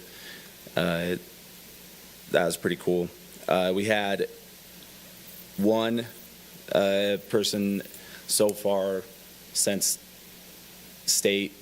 We go to national tournaments. We had one person win a national title, Lander Bosch. He was also one of our state champs. We had 10 other All-American statuses. So people placing at these. There's been 3 national tournaments that I consider tough enough to be considered a national tournament, and 10 people have placed at those. We've had this year. We were ranked as high as 29th in the nation, and we ended the season at 38th in the nation. Last year we ended the season at 48th in the nation, so we climbed a little bit. But also something that's pretty cool is that in the last 3 years, since the 3 years we've won state, we've had 43 state placers and 10 state champs and 18 state finalists. So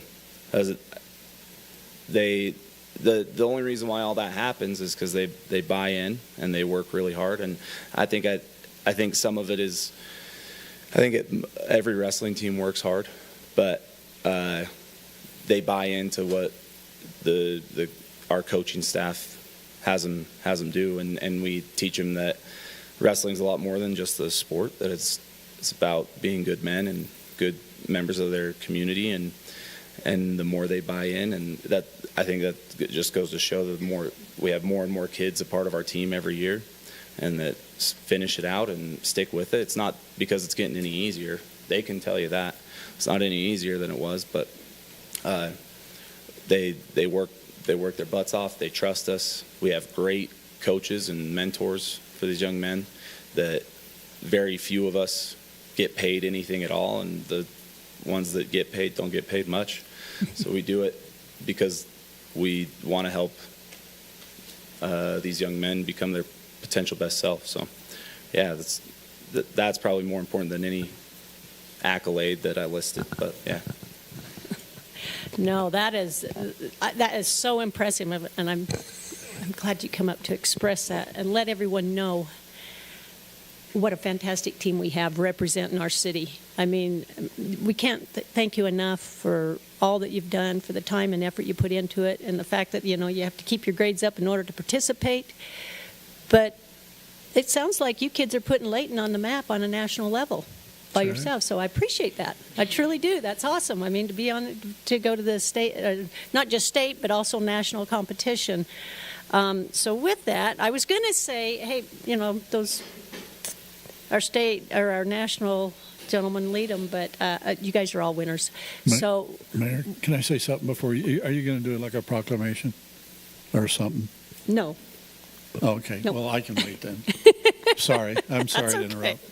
No, because there was so many more stats than what I knew, and that's why I felt like I needed the coach or someone from the team to really kind of represent what you guys have here. And in fact, typically what we'd do is we'd have a treat here for you, but I felt like this time we needed to understand how many kids how many of you wrestlers were here, so that we can personally deliver them next week. So that's what we needed to know, the total amount, because sometimes we've done this and underestimated, and then we did not want to shortchange you.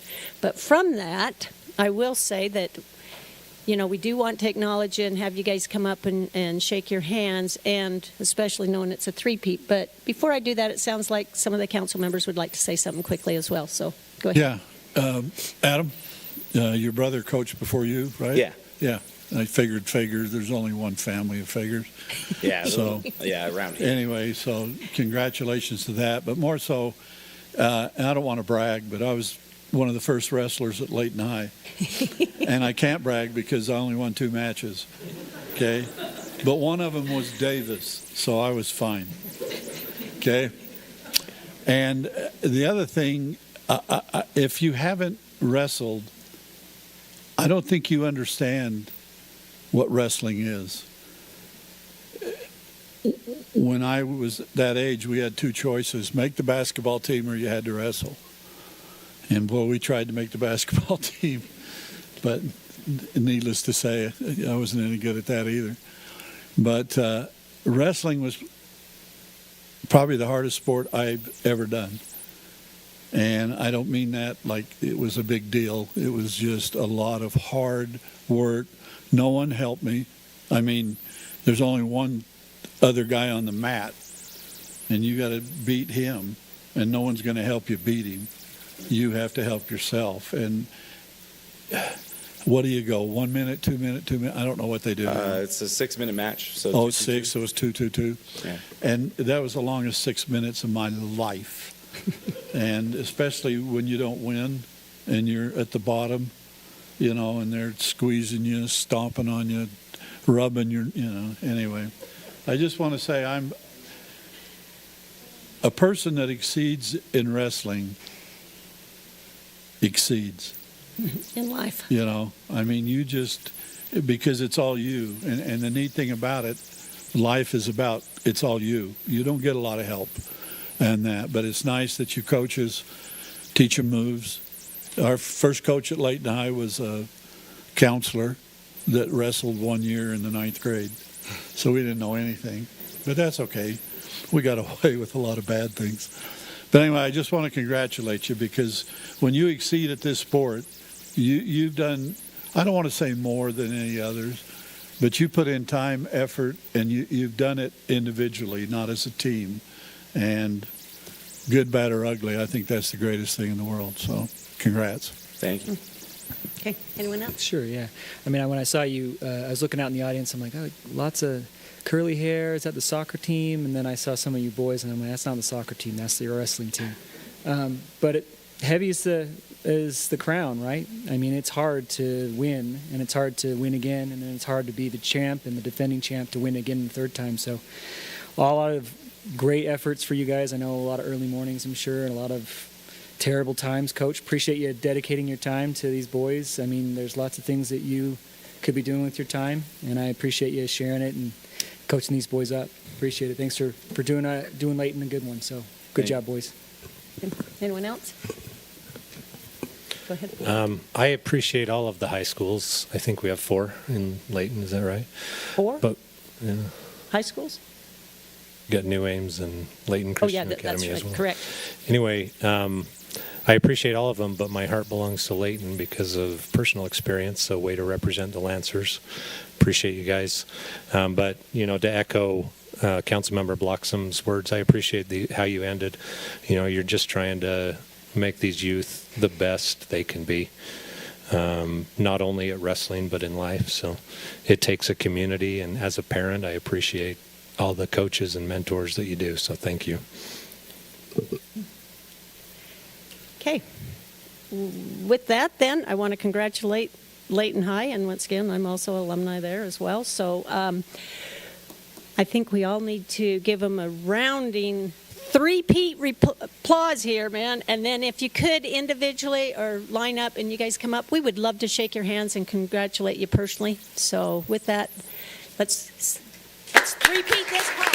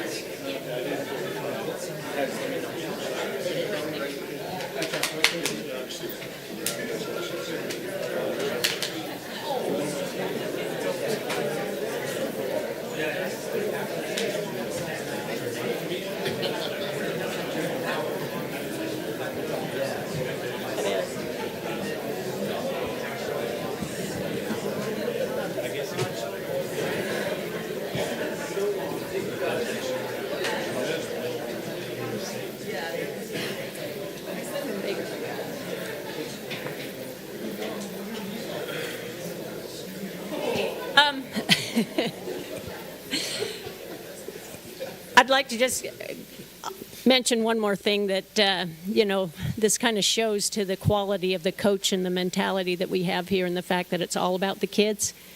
And the coach never wants recognition.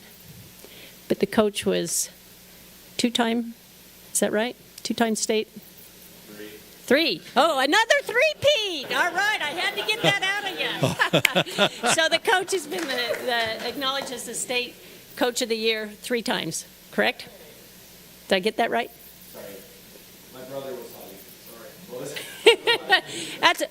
The point is I think we owe a personal round of applause to the coach and what he's done, and also for his own achievements as well. So thank you very much, Coach.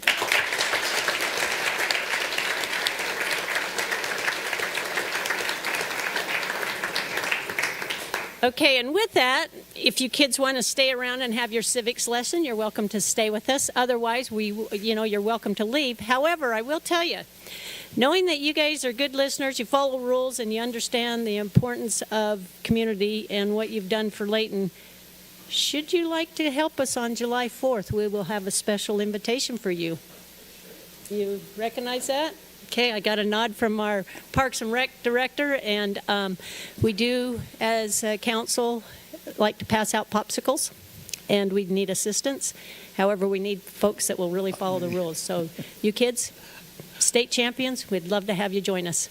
So we'll coordinate that with your coach later. Or you can pick up trash after. It's your choice. So anyway, thank you, but I just want you to know if you guys do want to be excused, that's fine. Some of them have practice. Sure. Okay. Use All any right. excuse to get out of here.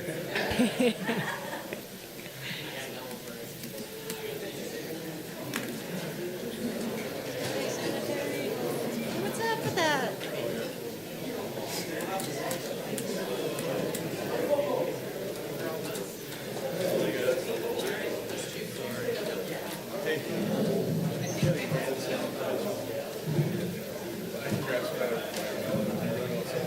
That's okay. There isn't any anywhere.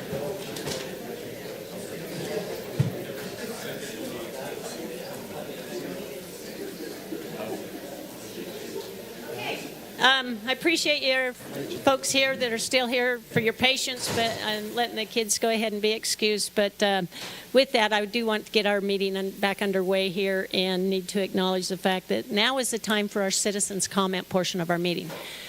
Therefore, if there's anyone here that would like to address this governing body, you're more than welcome to. Typically, we allow 3 minutes. In addition to that, if you are here, in other words, if there's an item here under consent, we typically don't allow you to speak when we discuss that, but if there's something that you'd like to address on that, you're more than welcome to. We do have one public hearing here tonight, which was a rezone request. We've already had that meeting, and we did close the public hearing portion of it. However, this is not typical. I'd like to see how many hands, if you wouldn't mind, raise if you're here regarding the Hobbs Creek Villas development. Okay. Do you have a spokesperson in that group? Or? We all have some comments. Okay, then here's what I'm going to do. This is abnormal. We typically don't do this, but I think with knowing this council and the way that they do like to hear our citizens, I believe when we get to that portion, I will ask the council if they want to reopen the public hearing. Not knowing how they would say. In fact, maybe I ought to look now. Council, would you mind nodding your head if you'd want me to if you'd like to reopen the public hearing? Okay. Knowing that, if you're here regarding the Hobbs Creek Villas, then if you want to hold your comments until that time, we'll be happy to address y'all at that point. Meanwhile, I'll go ahead and turn the time over to anyone else who wish to address us on any other topic at this time.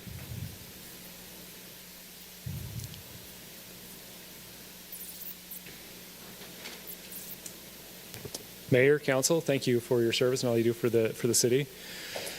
My name is John Pullman. I am the mayor of the city of Fruit Heights, and I also sit on the Wasatch Integrated Waste Board. I stand before you this evening to personally apologize for any of my actions or anything that I may have said that was offensive or was discriminate or was not correct for any of you who serve on city council here at Layton. I truly apologize for any discord that could have come from that, and I publicly want to make that statement that I understand what you're doing, and I understand your position as a city. We need you in our community. As a mayor of a small city, we need large cities like yourselves. And I wanted to personally come before you and apologize for any of my actions. On a side note, when the resolution was first passed by the Integrated Waste Board, I opposed it. I opposed it vehemently. About 9 years ago, we very unsuccessfully tried to roll out a recycling program, and it did not go well at all.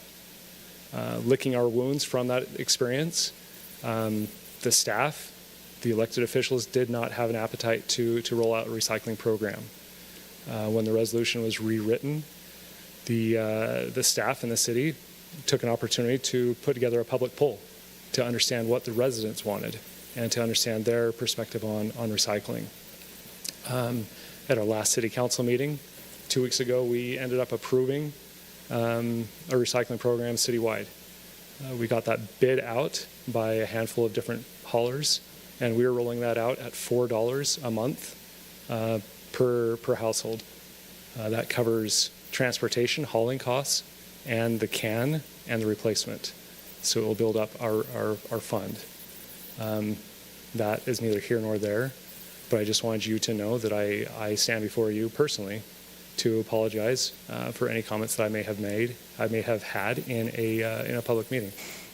And I appreciate if you would understand my sincerity with those comments. Thank you very much. Appreciate it. Thank you. Anyone else? Okay.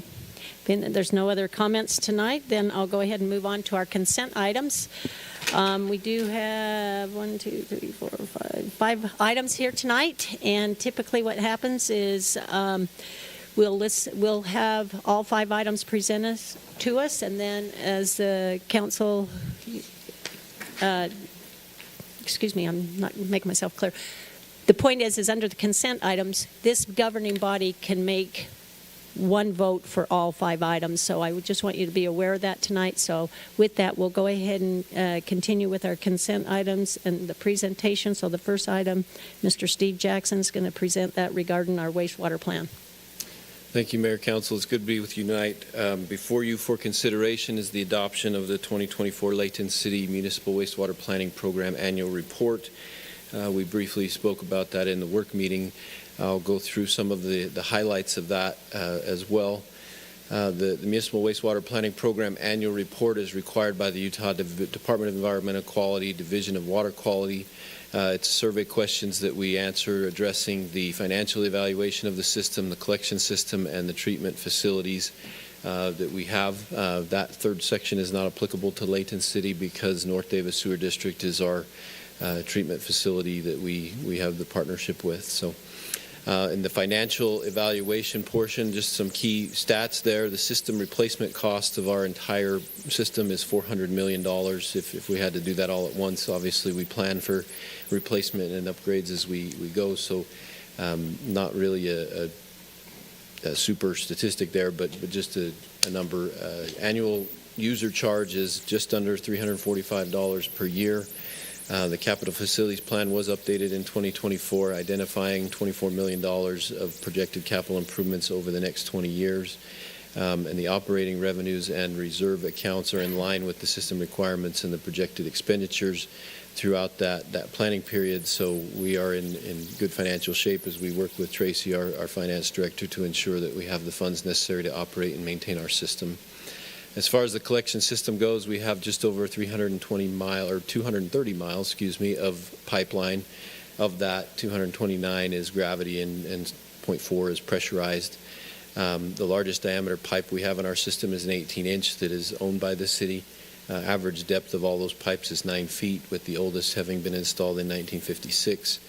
We do have one lift station, pumps 255 gallons per minute of sewage in that pressurized line that we have. We do have 7 grade 4 collection system operators that are on our staff. Important certification for those operators to operate the system safely and maintain the system as we need to throughout the city.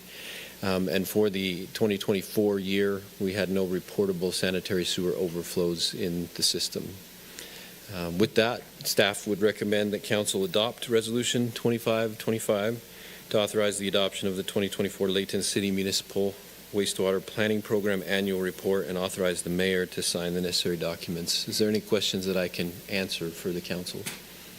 Council? Thank you, Madam Mayor.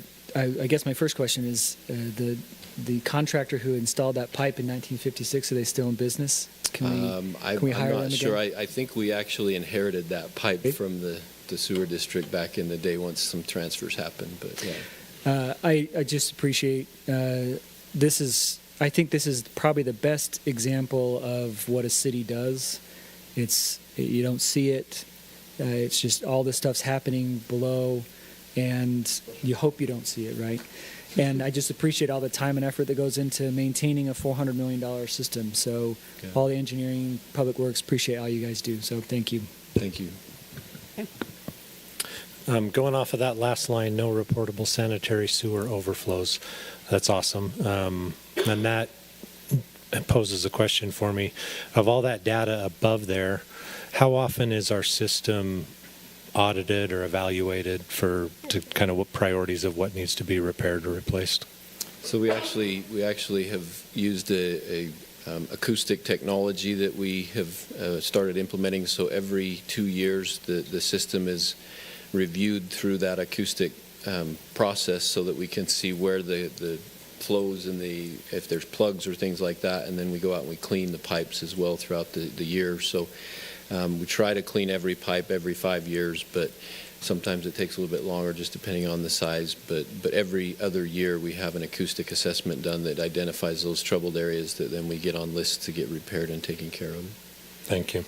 And I knew the answer to that question because we discussed it a couple months ago in our budget meeting, but for the public, I appreciate everything the department does to keep up on those needs and prevent that last line. So thank you. Thank you. Thank you. Okay, any other questions? Oh, one more. Thanks, Mayor. Thanks, Steve. 20 years to $24 million projected in capital improvement costs. You're probably reviewing that every year during the budget cycle that we're in currently. What is the review cycle for the council as far as, you've got a projected of 24 million, but you don't believe it's 24 million? It's about $500,000 that we have programmed in for repair and replacement this year, and then there's some capital project costs that come into based on development improvements that are happening. Is that what you're asking? So when do you come to the council and say, yeah, that 24 million projected for 20 years is just, it's more now? Or what's the review cycle for the city council is that line item? Every year when we submit our 5-year capital improvement plan as part of the budget process with Tracy, that's when those numbers get updated. And then every 5 years when we do our master plan update is when we try and project out for that next cycle. So, yeah, thank you. Okay. Any other questions? If not, we'll go on to item B. Okay, thank you, Mr. Jackson. Item B is adopt our tentative budget for Layton City, and we have our Finance Director, Mr. Tracy Probert, that will present this item to us.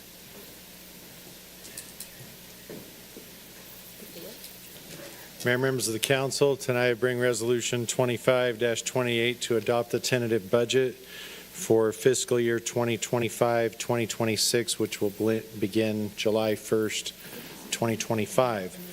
A couple of highlights from that budget. The general fund budget, just over $49,925,000. That's the fund that we really like to focus in on as far as the taxes and the services that provides: police, fire, streets, parks. You know, a lot of the main things that the citizens benefit from that you can see are provided by these tax dollars and accounted for in the general fund. When we look at the total citywide budget of $128 million, that includes all of the utilities, so water, sewer, storm sewer, refuse, EMS especially are included in that. Even though they're not a utility, it's part of overall and not in part of the general fund. As part of this budget, it includes market and cost of living adjustments for officers and employees, and also merit adjustments for employees. $3.1 million in capital equipment, $23.8 million in capital projects, which includes utilities, streets, parks, and a small additional portion for the dispatch center that's being built. It's anticipated that sales tax revenue, although I put in this slide slightly lower, it's up in the air right now, right? I mean, slightly lower today. Someone changes their mind tomorrow. It might be lower, higher, who knows? But anyway, I didn't mean to add that editorial comment. But anyway, probably flat to slightly lower as far as sales tax is concerned. Some of the major projects: the Emergency Communication Dispatch Center, swimming pool dome, parks projects that are mostly funded by ramp, and street maintenance, mostly funded, well, by the general fund, but also by the transit tax that's collected. And then, like Steve just mentioned, part of the 5-year plan, a long list of utility projects in water, sewer, storm, all those areas. If we just look at it graphically, citywide, our revenue sources, charges for services, obviously that includes utilities. And so, you know, it kind of skews some of the other things when you look at it overall, but percentage-wise, we can see where all of our revenues come from. And we can see where categorically they go. You know, 43% for compensation, about 30% for operations, 20% for capital projects. If we look at the general fund, we can see that sales tax, you know, makes up over 50% of where we generate revenue, and 22% from property tax, municipal energy tax, and so forth. Right now, interest becomes a little bit of a factor, but it's very volatile, and so we'll just be grateful for it for right now. As far as the general fund goes on expenditures, we can see that police makes up 35% of that. Fire only shows 13.7. That's because EMS isn't an enterprise fund. Otherwise, their percentage would be larger as well. So the community can see that public safety, is a big priority, and hence the reason we have what I feel like a very safe community, and you've expressed that as well. But also, in addition, public works, parks, the administrative side of the city, all included there. With that, if you have any questions, I'll entertain those. Any questions regarding our budget? Thanks, Tracy. I appreciate this, and thanks for all the additional information you gave us from the all-day budget meeting. That's helpful. Are you seeing, I mean, you kind of mentioned it a little offhand, but are you seeing any pressures on, from outside, political sources? Kind of, are you seeing any trends in sales tax or maybe even in purchasing on the public works side, or getting, like you mentioned, getting supplies, supply chain issues? Are we seeing any of that? Like, we had obviously during the pandemic, we saw kind of it all happen overnight. So we've kind of seen what that looks like, even if it's the worst case scenario. But are you seeing anything in terms of that we maybe need to be aware of for this or future budgets? I don't know if we've seen that yet. I know that a lot of the supply chains are, at least in my opinion, what I've heard from Steve and Dave, extended out further than maybe what they used to be back before, 5 years ago. Things, you could probably get things a little quicker, but, and so those, either they haven't fully recovered, or maybe those who supply those types of things are just more hesitant to keep a lot on hand. I'm not sure. Okay. There's a lot in the media right now about the potential for supply chains to be disrupted. That could affect, it could affect us in a lot of ways, right? Franchise taxes are great for the federal government, but they'll most likely increase the price of everything, decrease the amount of things that are purchased. Does that increase in price offset the decrease in purchase in the way that it affects our sales tax revenue, right? Do we kind of stay the same because prices go up, but amount of purchases goes down? That's possible. I don't know that that's been considered by those who are, making those kinds of decisions, but it could affect us, right? Anyway, that's okay. I don't mean to go on and on. No, I appreciate that. This is, I think, my 6th or 7th budget. I can't remember. And I appreciate the staff and guiding us, financially, because, as long as we've been here, we haven't had a property tax increase, and there isn't one looked at for this year either. And I think that's a credit to the staff and for helping us run a tight ship around here. And so I just wanted to say thank you for doing that, because, the sales tax, you saw the sales tax figures as compared to the property tax. Sales tax not just paid by us as residents when we go to the store, but it's paid by people who come to visit Layton. But property tax is paid by those people who put us here. And so I really am grateful that we're in a situation where we don't have to have another property tax increase, because I don't know of another Davis County jurisdiction over the past 5 years that has not increased taxes. And so I just appreciate you helping us be a good steward of the money. So thank you. And for the public's sake, it's not that there hasn't been significant pressure on the expenditure side, right? Right. And we've been able to manage that up to this point. We'll see what the future holds, but still, there's been a lot of inflation on the expenditure side, and fortunately, we've been able to manage that well. I know you like to editorialize, so I would appreciate a couple of minutes and to let people know our debt structure. Because when I tell people about the budget, when I go to there, they're going, what? So if you could kind of just... Well, currently, Layton City does not have any general obligation debt or any revenue debt. We had one, we paid it off this year. It was for purchase that someone was very wise 20 or 25 years ago to purchase land out by Ellison Park. That is going to turn out to be something fantastic for the city and the citizens, when that gets developed out. Right. And so that was well worth, the time and effort. And most of that was paid for by impact fees or by development. And so it was also a great way to bring that property into the city. Other than that, we have not issued debt as a city. I know we do support the fiber optic debt that's out there. Yeah. Thank you. And so when you look at my slides, you'll see something that I've labeled that, but that's not general obligation debt or even revenue debt, where we could go out and bond on our water revenue or sewer revenue or something like that. So in essence, when our auditor comes in, he looks at us as debt-free. Yeah. And just because I live in Layton and I like to brag about it, and I don't care about other cities as much, but excuse me, How many cities are debt-free? Not many. Okay, that's what I want to hear. Probably none. I don't know. I haven't looked at that. I would dare say none, but Yeah. there could be a few.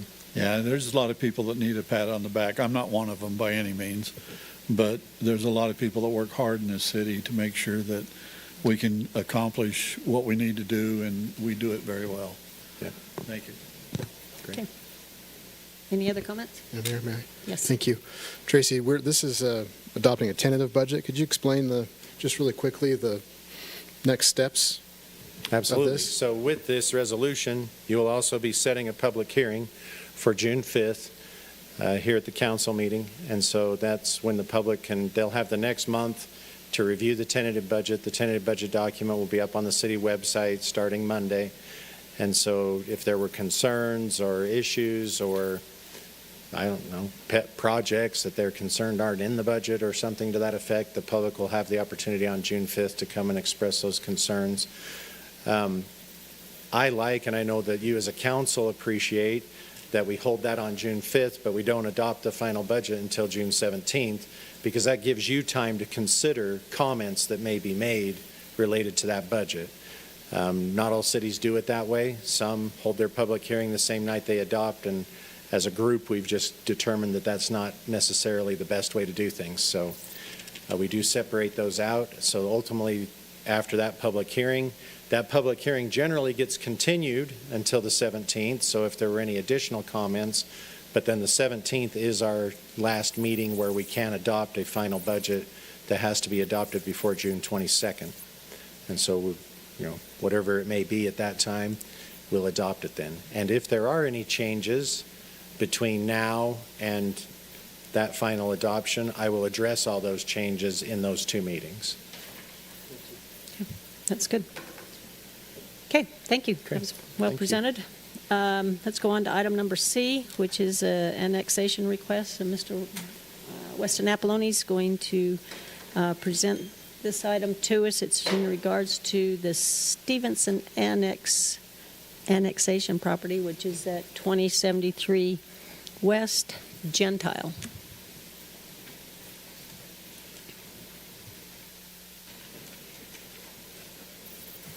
Thank you, Madam Mayor and Council. Happy to be with you here tonight. The proposed property for annexation is 58.297 acres, and it's located at, as you said, approximately 2073 West Gentile. The petitioner is Sean Athey with Destination Homes, and incorporates multiple parcels, including a Layton City parcel which is a detention basin, which is located in this angled piece right here. And it'll stay a detention basin, just as part of county regulations. When we're annexing it, we cannot annex without, they don't want to leave islands of unincorporated property, so it'll be a part of the annexation request. The proposed area for annexation will have access on both Gentile Street and 2200 by way of multiple parcels that will be a part of the development that have already been annexed into the city. The purpose of this annexation petition is to begin the process to subdivide the property for a planned single-family residential development. Following the adoption of the resolution, staff will initiate the necessary annexation procedures as outlined by state code. Staff recommends the City Council adopt Resolution 2523 to accept the petition for annexation and direct staff to initiate the necessary annexation procedures. Be happy to answer any questions. Okay. Any questions, Council? Just really quick, you said it will be accessed on 2200 and Gentile. There are stub roads to the south to the other development, right? You're correct. It will be accessed through that subdivision. So it'll connect regional developments. Thank you. Any other questions? Okay, very good. Well, thank you. We appreciate that. Okay, let's go on to item number C, which Ms. Kim Reed, our city recorder, is going to present that item to us. It's regarding the 2025 municipal elections. Good evening. I have before you a resolution 2526. Layton City will be holding a municipal election for the mayor and 2 city council positions. This agreement, the proposed agreement will be with Davis County to administer our municipal election. It will be a by-mail election, as we've historically done. And also on the ballot will be the proposition question related to the ramp tax. Do you have any questions? Do you want to maybe, just so people know, do you want to mention the dates that they need to be aware of regarding the overall election? Well, like the filing time? Okay, candidate primary? filing will take place the first week of June. I think that's June 2nd to June 6th. The primary election, if we have enough candidates file, is Tuesday, August 12th, and the general election is Tuesday, November 4th. Okay. All right. Anyone else have any questions? Thanks for that, Kim. And just for the benefit of the public, can you give a little bit of explanation about how it is more feasible economically for the city to have the county kind of run this as opposed to you running it? In recent legislative years, the legislature has adopted or approved specific audit requirements that would be difficult at best for us. If I had to administer an election, obviously we don't have equipment. It would be kind of archaic. It would be by paper. I'd have to have trained people come in and count those, determine eligibility. I would be checking with voter registration at the county continually through the process. And then when it comes time for the audit, I'll be honest with you, I worked elections since approximately 2006, and we did paper ballots at that time, but I would not know, I don't have the numbers. I'm not a numbers person. I would not know how to begin to audit that election with everything that we have to report, not only to the county, but then beyond that to the Lieutenant Governor's office. Layton City is a very large city. We're the largest in Davis County. I'm not exactly sure how many, I believe we have about, 47,000 registered voters. We have approximately 90,000 residents. And that influx a lot, especially last year was a presidential election. So people kind of get all hyped up and they're going to register to vote and they're going to vote that presidential election. And then they have no intention of continuing that opportunity to participate in an election. And so our numbers are quite a bit smaller, but I still have to account for all of that. So that just makes a large process. So I appreciate the staff at Davis County. I work very closely with them. Just so you know, and the public, when they do have the logic and accuracy test prior to the election, I go down and participate in that to make sure that the election equipment that they have is up to date and everything is working appropriately. After the election, they have an audit, and all of these are public. I announce them, they're noticed. Anybody from the public is welcome to come and attend those.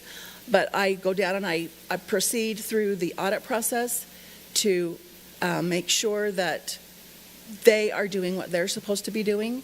And I have confidence in the county. And the working relationship that Layton City has with them is very amicable and respectful on both sides. So I have the best confidence in them. Thank you. You're welcome. Okay. All right. Thank you, Kim. Let's go on to our last consent item, E, which is an approval of an easement purchase, and our city attorney, Mr. Clint Drake, will take care of that for us. Thank you, Mayor. We discussed this extensively in a previous meeting, so I won't take long, but for the public's benefit, this is for a purchase of an easement that runs through the open space area of the Peacefield HOA. It's a critical portion of our plan for our secondary water infrastructure. This will connect the Holmes Creek Reservoir to the Andy Adams Reservoir, which is a really important thing for us and we're excited about. We had some negotiations with the Peaceville HOA board, who has the authority to enter into agreements on behalf of the HOA. The property originally appraised for $2,900. There was an initial offer of $15,000 by the city that was made by, there was an estimate made by other appraisals that we'd had in the area by one of our staff engineers, and he had approximated a value of $15,000. The HOA has provided a written and signed offer for the original offer of $15,000. And with that, I would submit it. If you have any questions, I'm happy to answer. Okay. Any additional questions, council? Okay. Seeing that there's none, then I'd like to bring the consent items back for action. So whomever is willing to take action on that, could you please state the resolution for us? So, council? I have to sing too all the time. You gonna do it, Zach? Yeah, I'm just thinking here.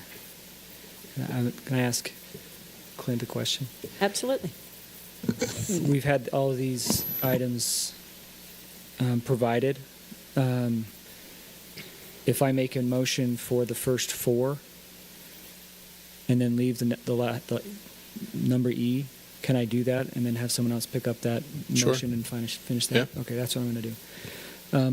I move that we adopt Resolution 25-25, Resolution 25-28, Resolution 25-23, and Resolution 25-26. Okay, do I have a second? Okay, it's been moved and second that we approve the consent items A through D as presented. All in favor, please say aye. Aye. Any opposed? Okay, thank you very much.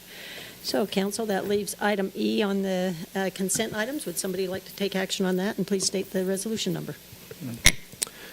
Mayor, I'd make a motion that we adopt Resolution 25-29. Okay. Second. It's been moved and second that we approve item E on the consent items, Resolution 25-29. All in favor, please say aye. Aye. Any opposed? No. Okay. Passes 4-1. Thank you very much.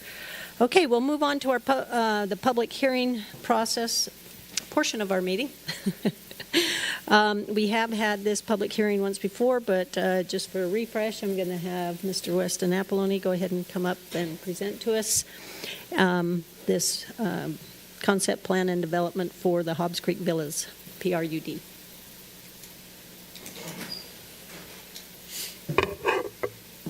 Thank you, Mayor and Council, again.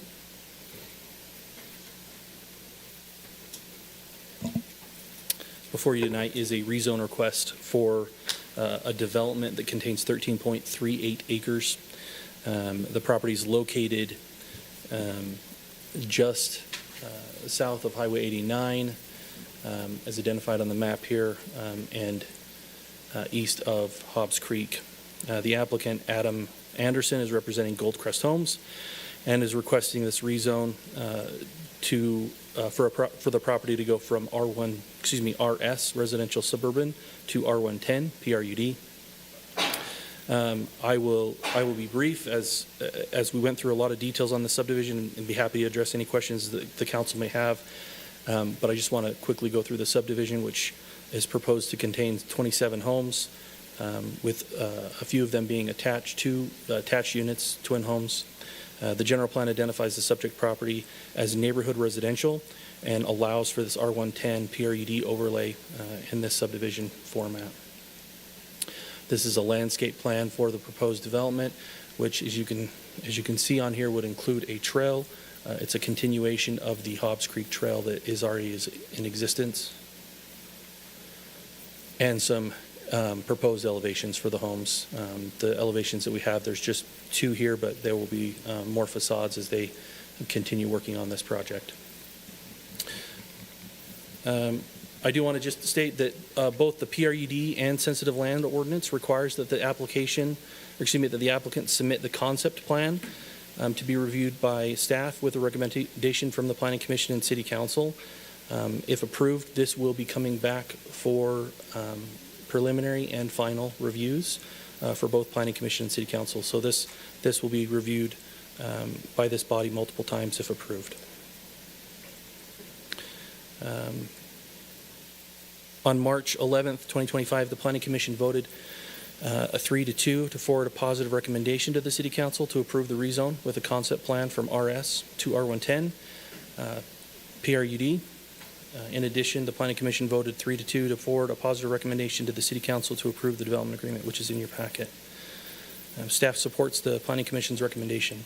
I also add that Tim Thompson and Scott Seal from Geostrata, which is the city's third-party geotechnical reviewers, they are also here to answer any questions that the council may have. I'd be happy to answer any questions. Okay. Council, do you have any questions?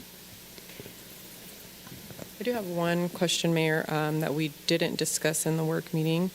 When we talked about this at the last council meeting, there was a suggestion of looking at the different location perhaps for the trail, and I know we touched on it briefly, but would you talk a little bit more about that and if Parks and Rec was able to look at other options for where that trail could be located? Yeah, absolutely. Joellen Grandi, our parks planner, is here, and she was integral in identifying that. So if it's okay, I'd like to turn that over to her and have her address that. Absolutely.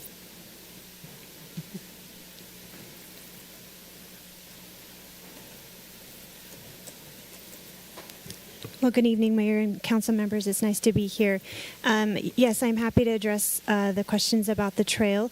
I just want to bring to your attention there are 3 different important decisions that we use to align this trail. The first one is safety. This is part of the wildland-urban interface, and we need to make sure that we're able to get fire access down there. Our brush trucks have a certain grade at which they need to be able to get down into the site. Can't go much higher than 10%. And they also have a certain radius that their trucks must take in order to do those turns to get down. So first of all, we're looking out for safety. We want our citizens and users of this area to be safe. The second one is services. As we talked in work council meeting a little bit, there's the storm drain and the sewer systems that shoot down into the bottom of that area where the trail dead ends right now.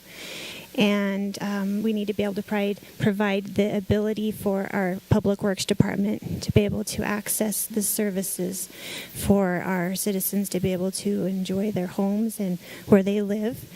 And then the third thing is recreation. We want to live in a place where there's a quality of life that you can recreate where you live.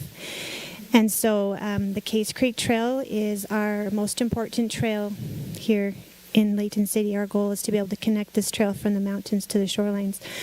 And currently the trail does dead end at the bottom.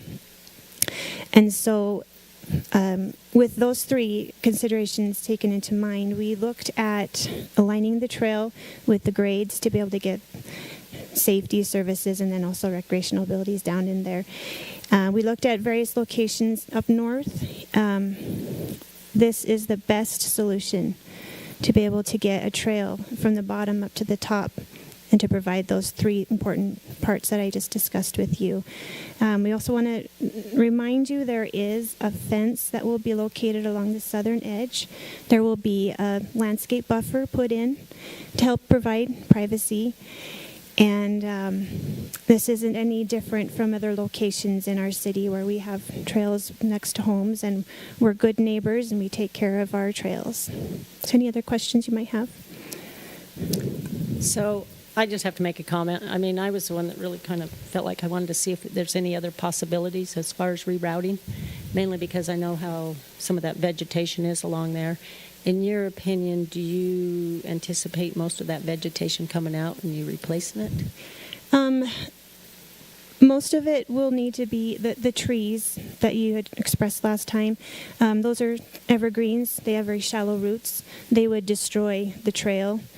So adding Adam and his team with the developers have come up with a nice landscape buffer that would grow in and be beautiful and create a privacy buffer from those to the south. Okay, I appreciate that. I will say that aside from the trees, after seeing the LiDAR report earlier and showing the topography and the slope, I can appreciate now why you've landed on this particular site. And then, of course, for the 3 reasons as stated. So I appreciate that. Yep, thank you. Anyone else? Okay. There's no other question, then council, I'll look for a motion to reopen this public hearing so that we can hear from our citizens at this time. I make a motion, we open the public hearing. Okay, thank you very much.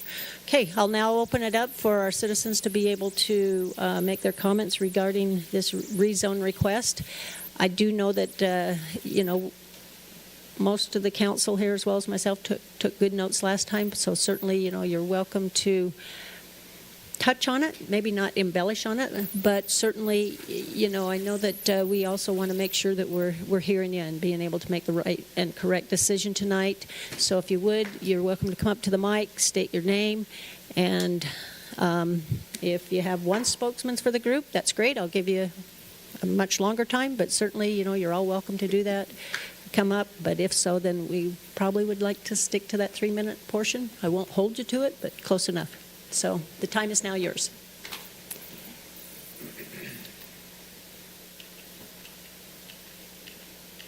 Good evening, Madam Mayor, members of the council. I'm Justin Anderson, Layton City resident. In fact, I'm the resident right there on the corner of 3025. I still stand by my statements from last meeting. I'm not going to go over those, but I have some questions concerning the geotechnical report that I looked at. But before I begin that, I just would like to ask this question. Is there another lot in Layton City completely surrounded by public access and asphalt? I would like to know that, because that's what's going to happen to me. In looking, the original geotechnical report was done by CMT in 2019 for Symphony Homes, and I'll bring that back up here in a minute. CMT stated in their report, the risk from landslides currently appears equivocal, or I believe it to be uncertain, given the above, referencing their report, and the risk of slope stability may be high.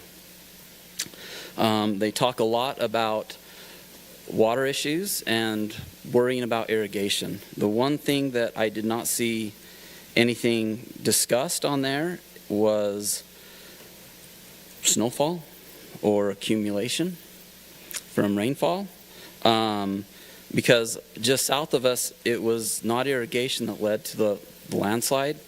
It was 2 days of rainfall that accumulated and led to a very large slide. In the Geostrata report that was done for the exclusive use and benefit of Layton City, Geostrata has relied on, it states, Geostrata has relied on CMT logs, reports, and review responses. It does not represent or warrant that consultants' logs, cross-sections, reports, and review comments contain accurate data or proper recommendations. Geostrata goes on to state, referring to their review of the CMT report, depending on which report it was, come to find out, that their work aids in reducing risk from geological hazards and makes no warranty, either expressed or implied, and shall not be liable for any direct, special, incidental, or consequential damages with respect to claims by users of this review. The CMT report, and from what I could piece together, was the final report provided to Layton City on August 30th, 2024.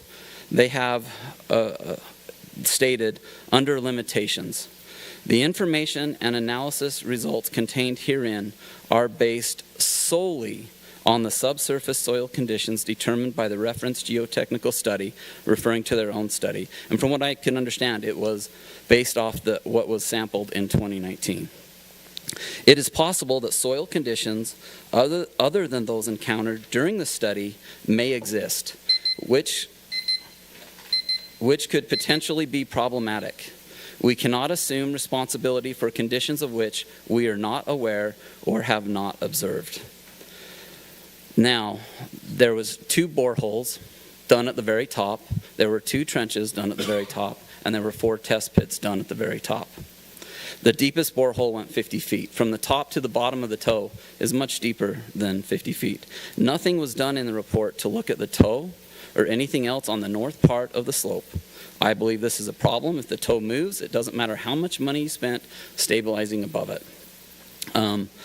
In the report in CMT, it showed a different layout.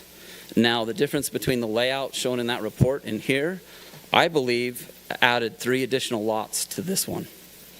So that's what I believe has changed.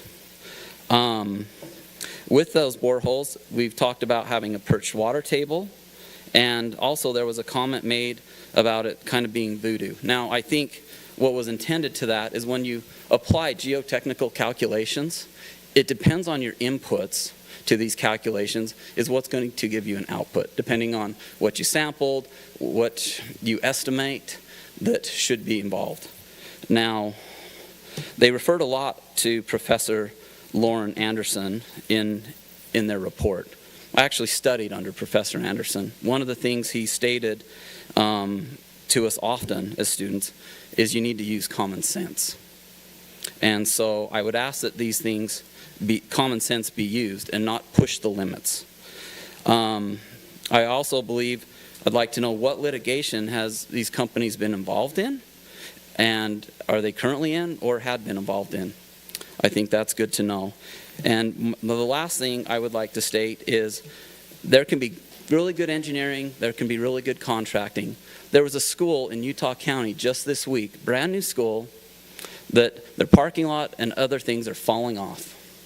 And everybody's going like this. So I think the prudent thing to do, this was done in the past.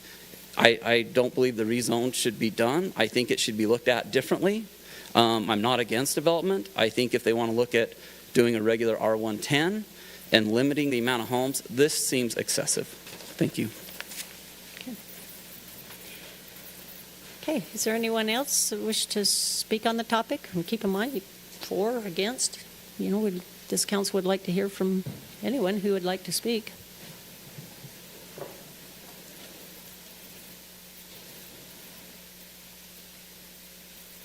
Hi, my name is Spencer. I'll keep it quick. I'm actually not a resident of the street here, but my in-laws live there as well as friends. I'm friends with Becky and her family. But I'm a developer, and so I've actually been through an extremely similar situation in Syracuse. I was trying to rezone a property to a PRUD. It was attached to an existing HOA, and the debate that happened over a couple of years was around keeping the consistency of the existing neighborhood into the new neighborhood. And obviously zoning laws are created to for efficiency, but also to protect neighboring properties. And I think tonight, when you make the decision, I think we should be considering the consistency of the current road that is stubbed. So there, this road at the bottom here is stubbed into this existing neighborhood. And if it wasn't for that stub, I don't think it'd be nearly as relevant. But since there is a road stubbed in, it reminds me of the project that I also had to get this PRUD zoned. And when I went through the rezoning process for that PRUD, they couldn't hold me. If I got the rezone to the PRUD, they couldn't hold me to standards outside the PRUD, obviously. And that was their concern is, obviously you get the rezone and you can do whatever you like. This is actually pretty detailed on what they're going to do, and so there isn't that concern necessarily. I mean, of course they could change it, after the rezone is done, but they're already concerned about the current plan. I remember having to commit, not having to, but I committed to, the residents at the time that I would try to keep the consistency of the neighborhood. The neighborhood was a more senior citizens neighborhood, and so we committed that we would do single level grade homes that kept with the same feel of the neighborhood, right? And looking back, I mean, I sold half of those homes to people I knew, and they're still happy, still talking to me today about the neighborhood, and they're happy with it. You can see that these people, a lot of the people here are clearly unhappy with the plans, and the plans, they're unhappy with the plans because the plan doesn't coincide with the current neighborhood. And there's a few things that are obvious. The frontages are going to be much smaller. The homes themselves will be more narrow. The developer last meeting spoke to the values of the property, and I think he's completely correct in that these aren't, this isn't affordable housing or anything, and there's nothing wrong with building affordable housing, but it doesn't coincide with the existing neighborhood. And in development, you have four parties. You have the owner of the property, you have the developer, you have the citizens, and then you have the city. And the city's involved here with the trail too, and so there's a lot of parties that are trying to get what they need. And I do think that the citizens have been the one that have been a little overlooked on this plan. And I actually believe that if the property owner and the developer are willing to concede a little bit here, you can move that trail a little bit, keep the greenery that these citizens would really like to keep. And of course, you're going to lose density. And so the result is the owner is going to have to lose some of the value on their property, and the developer is going to make less money, of course. But I do think that from the city council's perspective, when you're thinking about those four parties, the citizens are one of those parties. And because this road is stubbed directly into their neighborhood, we should consider keeping with the master plan zoning of R110. Thanks. I'm sorry, what was your last name? Oh, Barber. What, Barbara? Oh, Spencer Barber. Thanks. Okay, thank you. Is there anyone else? Okay. Madam Mayor, City Council, Adam Anderson, applicant. I'll be brief. I know we've hashed this out in pretty good detail, so I'll be kind of quick. As I was kind of reflecting, I think we heard of a lot of discussion about historical actions that have happened and things that have happened off different properties, et cetera, as an example of what could happen here. And I think that's a great illustration of exactly why we should be looking at this property a little different. Because I think if we look at some of the adjoining subdivisions and we were to apply today's requirements and conditions, we probably wouldn't approve them as they are right now because of slope conditions, fire setbacks, fault line, building on or around fault lines and scarps. And so I think what that says is this body has looked at that in the past. And you came up with a sensitive overlay saying there's some lands in this city that need to be looked at a little different because of slope, fire concerns, vegetation, all the issues what we're talking about as far as safety concerns. And so you codified all those requirements in your municipal code, which is great because you're saying, yes, there was a slide there, but we need to mitigate that. How can we do that in the future on additional or different properties? Now, I will say this is a different property, and every single property, even on the same property, needs to be looked at differently. As we heard through the work meeting, this was looked at extensively. And I think once the dust settles and you separate the feelings and emotions from the facts, you would find that we followed your ordinance to the T. It said to watch and mitigate for safety, and that's what we've done. Even hearing that we had a previous plan that was already approved. We could have ran that through. We had some really safety concerns as a builder with that. And so we scrapped that, and we came back, and I knew it was going to take time. We had to re-employ geotechnical reviews to say, this is going to take some time, and it did take a lot of time. And your staff was very diligent in making sure that safety was paramount. And to this date, it has been the number one issue. And so I would say look at this site in its totality on this site because it does require a unique approach. Sprawl is probably not the resolve for sensitive overlays. I wouldn't recommend copy and paste because those subdivisions around have issues. Why would we copy and paste that to exacerbate those same issues they're having right now? It doesn't make sense. And so I think as a development, as city planners, as a city in general, maybe we look at development differently as we learn and grow and become more restrictive to maintain safety and ensure those standards happen. I would assume in 20 years we're probably going to have more restrictive things. Maybe we have individual fire suppression, or maybe we look at different things that we're not looking at now. And I think that's part of the process. And so I would suggest that this development here at this point, looking back 30 years, would look very different, but we've learned a lot over 30 years, and we've applied different ways of doing stuff. We've done all the work for this, and extensively. In fact, CMT is here. If someone has a specific question or wants to defend his position on how he came up with this, he can certainly speak to that better than I can. I am not that smart, believe me. When we were in that room, my eyes were rolling in the back of my head. So we rely heavily on our experts. And so I'm not making these decisions based on feeling or emotion. It's 100% on fact. And so we feel that this site, we've worked very hard on exactly where everything is placed. And so it's not haphazard at all, believe me. Everything's been thought out. So I understand this is not everyone's favorite layout. It's different. It is different. But the property's different. And it has unique conditions that need to be addressed differently than just a straight subdivision. And so that's why we took that approach. And so I appreciate you hearing that out. And you do have that process in place with that sensitive overlay. And I'm not going to say it's restrictive. It's thoughtful. It forces the developer to be very cognizant of going through that process. Normally, I draw a pretty picture and come to you, and it is all about feeling an emotion. Do you like it? Do you not like it? It's a popularity contest. This one is very fact and evidence-based, and that's kind of how you guys require us to get to this point. It's not about what I prefer, or do I like this, do I not like it? It's really what can the site support. So I do appreciate the evidence, the support on that, and the policy that you already have in place is very helpful in guiding through that process. It does take time, but there's reason for that. So thank you. Okay, thank you. Anyone else?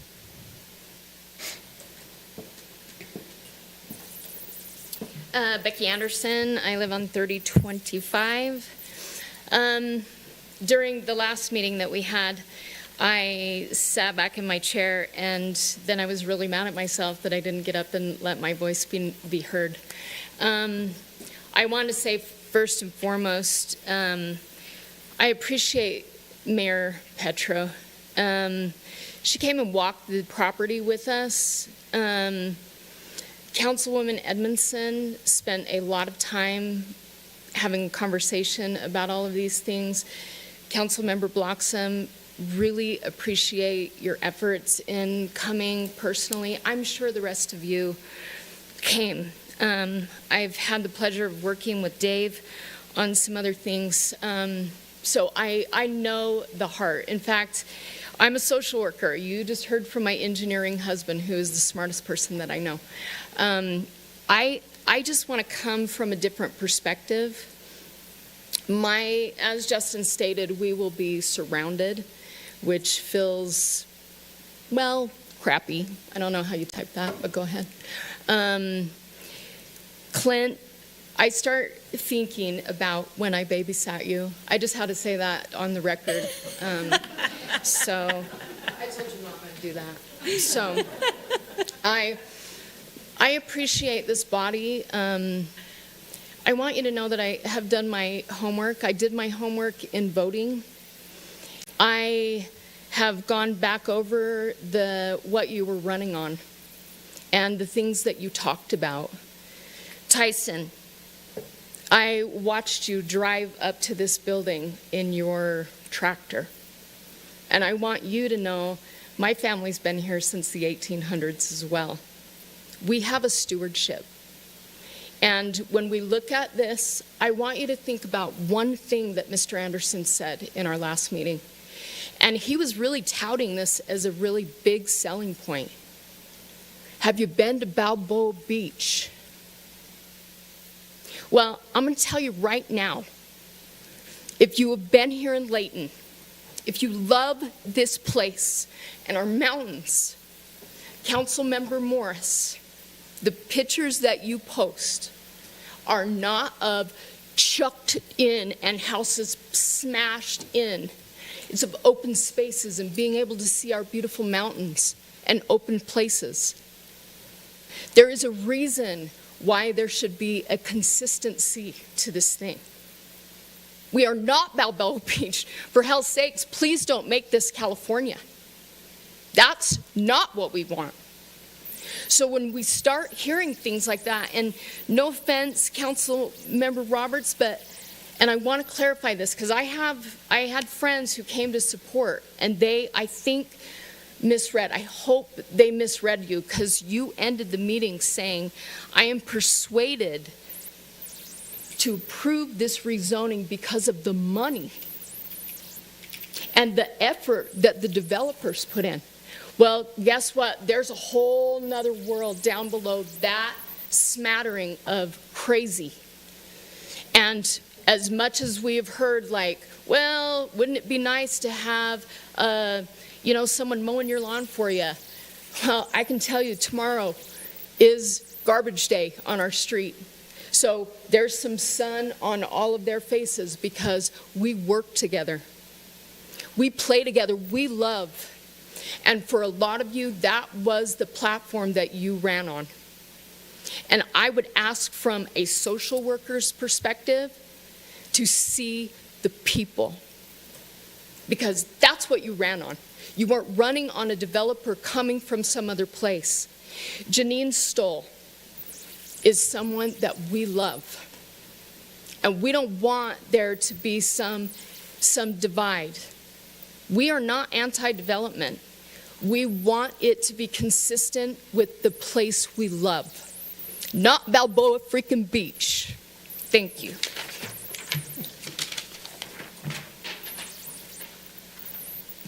Okay. Anyone else?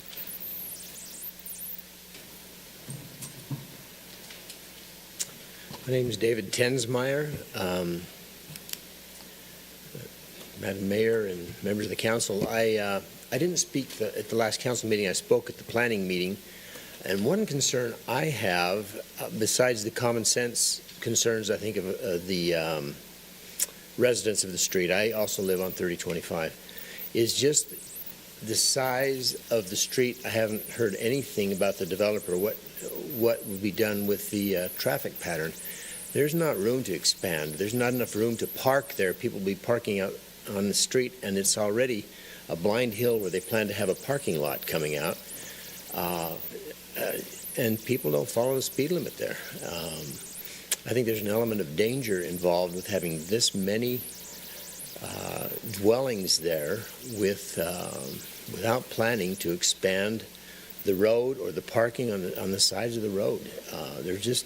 There really just isn't room. As you go around this corner, it drops right off into the valley, and it's tight.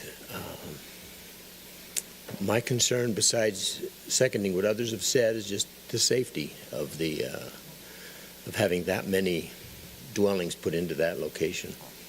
Thank you. Thank you. Council, Mayor, my name is Preston Miller. I live on 3221 Hobbs Creek. My father and I, we live on the property, and Janine and Sonny have been very gracious to our family to rent on this property for the last, I believe, 12 or 13 years. I didn't move in there until 2014, and man, I have to agree with, I forget your name, Sonny's daughter, that it is a beautiful place. And development it's not to destroy that beauty, but this pattern, this layout is not beauty. I live, regardless if you approve it or you don't, I'm gone, right? I'm a renter. It's okay. But I am a citizen of Layton. I love my neighbors. I love Janine. I love Sonny. And I do want the best for them. But you guys, we live in, like, as Becky stated, this is not something to take lightly. We have the mountains right there. I mean, I work in Ogden, and I get to look at the mountains every day. But I can tell you right now, when you put this many houses in one spot, considering all the common factors of safety, that it doesn't match with the neighbors. I mean, for Christ's sake, you've got two houses that are hooked together in multiple spots. And this is the HOA. And you've got a street where they're not even going to be able to go in there, do any of that. How is that compute with the citizens. I'm sorry that if I come up as I'm just a renter, but again, I love my neighbors. I love that neighborhood. I don't want to look back and be like, wow, it used to be a pretty place. Now it's just a bunch of houses. Thank you. Thank you.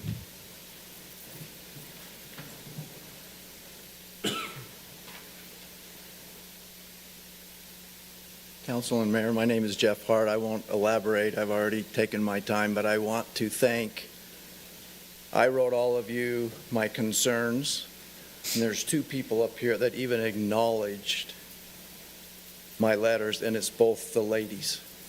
Thank you. You acknowledged that you received it. You are the only two. Thank you.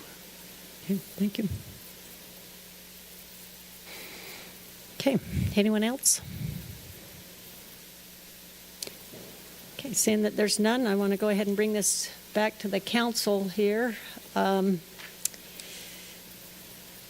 We have opened up the public meeting, and so based upon your action here, I would appreciate including the closure, if that's what you're doing, and taking action. So with that, I'll turn it over to the council for their opportunity to make a decision.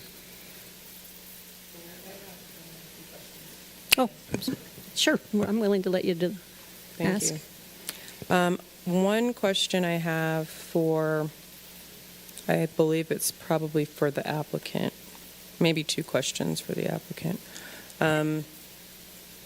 One of those questions is about, Joellen mentioned the trail access and how it needs to be configured because of safety and services and recreation.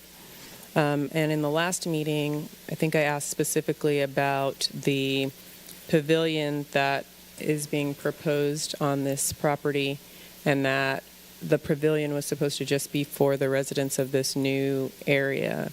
And so maybe, Joelle, and this is maybe partly for you also, is that expected to be enclosed? Is there a fence? How close is that to the trail? Because if the public sees it, which there have been questions about that, which I also had questions about that, if it's near a trail and the public sees a pavilion, how do you keep us out of that space? So that's my first question. I don't know who should answer that, but I can chime in, and then Adam can fill in if I've missed something, but the trail for the public is at a different grade from the trail access to the pavilion, and so they'll be at separate grades and access, and they'll also be enclosed by a gate with access for the HOA, so there won't be the ability for public to get to it. And is it seen? Like, can public see it? Yeah, you'll be able to see it, but they'll be at different grades.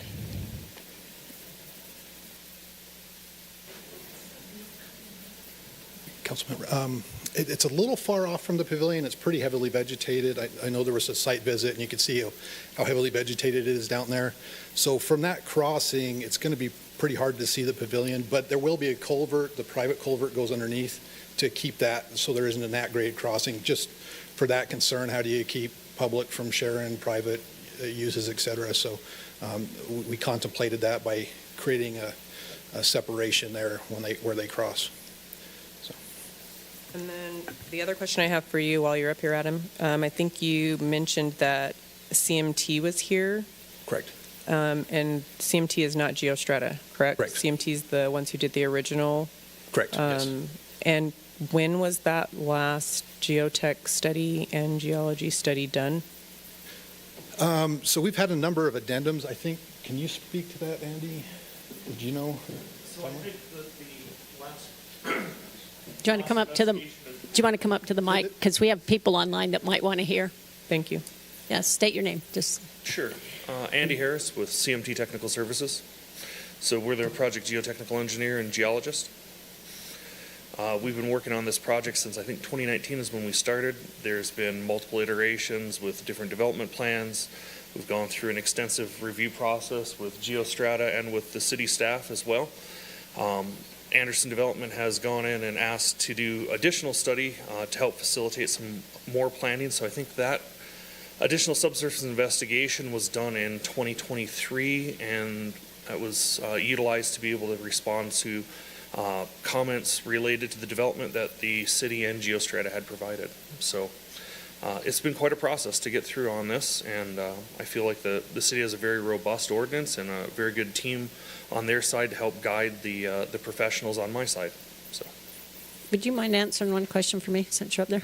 Sure. Yeah. Okay, so just because it was brought up as far as the toe of the project versus the I guess the top. Sure. Do you want to speak to that on how you feel I guess, any giveaway or sloughing off, and also I have an additional question in that you can answer is, does this property come in to play as far as any liquefaction? So liquefaction is less of a concern at the site. The static groundwater levels are quite deep. We have looked at the potential for perched groundwater conditions to occur during the course of the development, such as a result of snowmelt, irrigation, things like that. So the modeling for slope stability does anticipate some fluctuation in groundwater levels. As far as evaluating the toe of the slope goes, it's very difficult to evaluate the toe of the slope on this particular property because of its position, lack of access, things like that. However, the geologic mapping does give us a lot of details as to how the geologic units are in this area and the consistency of those units. And we can also do physical reconnaissance, which is what our team did, was actually go down, walk the slopes, look for areas of instability, and then look for physical conditions that are correlated to then the areas that we had our subsurface investigation up higher on the slope. So we did explore the option of trying to access the toe of the slope via the trail there, and we're not able to get equipment in that way. So. Okay. Council, any other questions? Okay, once again, I'll bring it back to you for action. Oh, you got another question? Yeah, sorry. Okay, And that's I fine. don't know if it's a question. That's why Maybe I it's a asked. comment, more of a comment. So I understand the residents', concerns with the similarity to what is currently there and all of that. My main concern, and even just seeing I don't even remember the name of it, but the map with all the red, that's what I'll call LiDAR? it. In the work meeting, my concern is still what it was last time with regard to the buildable units that are so close to that edge.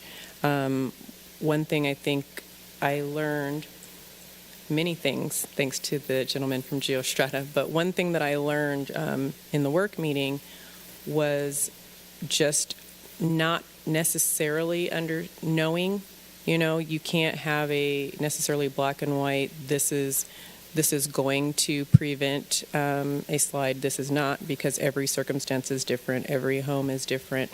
And so my main concern here is really for the safety of the homes and the residents who will live there when they are there. So I'm still concerned about those homes around the outside, even though they are within acceptable levels according to the state and also our ordinance, that 109, 110, 117, 118, and property 108. Those 5 are still of concern to me just because of how close they are to that slope.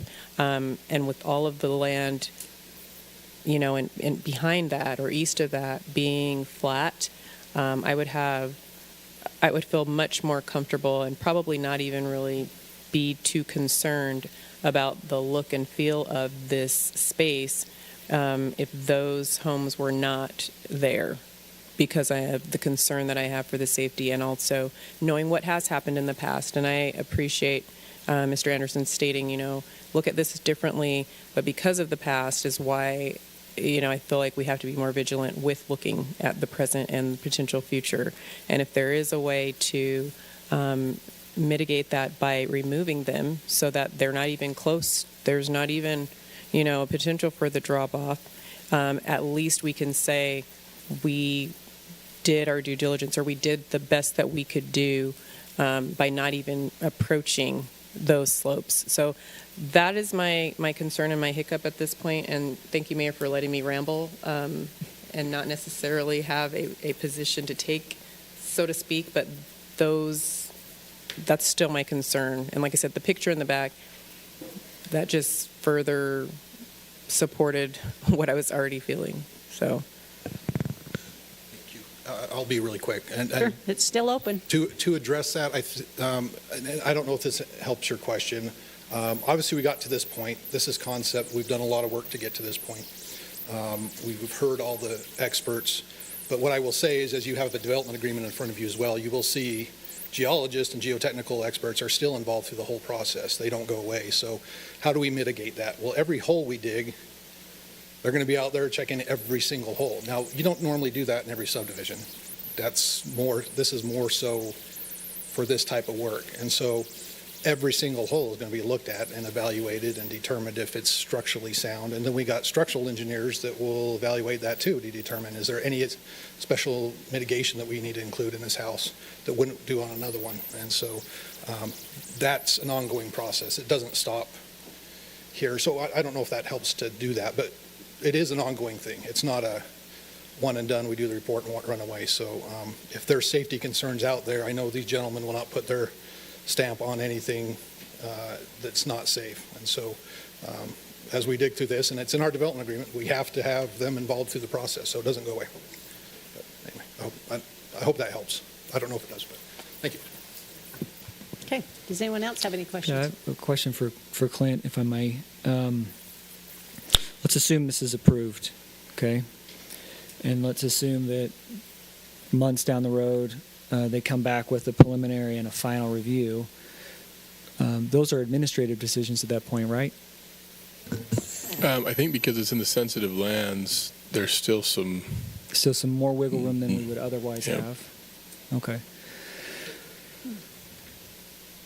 Okay, that answers my question. Then I have one other one. In the development agreement, there was an attorney's fees provision in there, and I noticed that I went and looked back at our previous PRUD that we approved, and that was in there as well. And so I guess I have a question if you have any thoughts on an attorney's fee provision in these types of situations with regard to a sensitive lands that maybe has a little bit more of a potential for characteristics that are different than a regular just straight up rezone. Sure. And I'm not leading you. I yeah, we could take a look at it. Okay. Councilman Morse? Yeah, I was proponent of doing this tonight, of inviting the geotech firms to come and review what they had done. And I was in the work meeting. I guess I was a little surprised as well.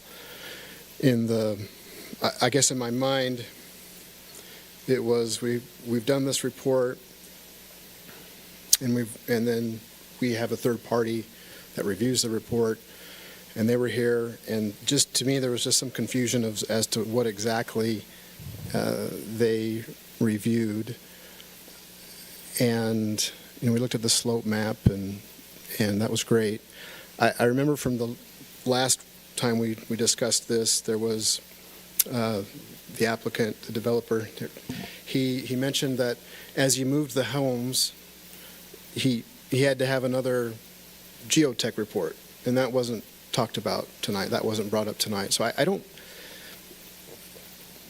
I was hoping for some more concrete information, and maybe I just don't understand. Maybe and that could be the case.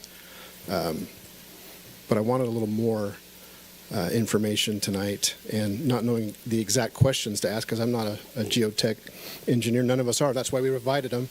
And I feel like I'm a little still confused as to what we actually reviewed, what has been done, what has been re-reviewed.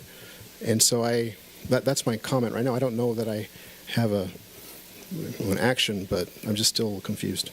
Okay. Where I wasn't last week as far as what I thought I knew. Okay. Councilman Roberts. Thank you, Mayor.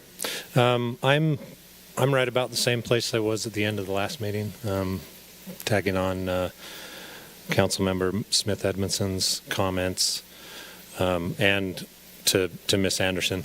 I appreciate your honesty. I appreciate the emotion. Believe it or not, I've been in your situation where my sanctuary, if you will, my home, was drastically changed by a development around me where 400 feet of my property was turned into, rather than an open field, 5 residents. So I understand where you're coming from. Words can be perceived differently, and I apologize if mine were. I'll go back and watch the video tonight instead of going to bed. But my concerns are still there, even amplified by the images we saw. The GIS, I believe it was, the satellite images. That might not be the term, but I just think that we're pushing the envelope a little too far, a little close to that line, and I'm not in a position to approve it now. As I said before, I'm fine with the PRUD because this is a very unique property, and I think it fits here, and I believe most of the challenges are mitigated, with the exception that I just think, as I said, we're pushing the envelope too close to that edge, theoretically and figuratively, and literally. So anyway, I'm not comfortable with this right now. Okay. Mayor? Yes, go ahead, Councilman Thomas. Yeah, there's a bunch of confusion, I feel. I felt the same as Clint when the geotechs. I thought that was absolutes, but it's not. It's, and so that concerns me. But it also concerns me, and this is just pure, I don't know what to call it, but I realized that the parks, they do a great job, and they probably put the trail at what they thought was the best place. But I'm just wondering if it could be mitigated to where they could make it still work in another way. And I would like to see that because of what it does to a family. And,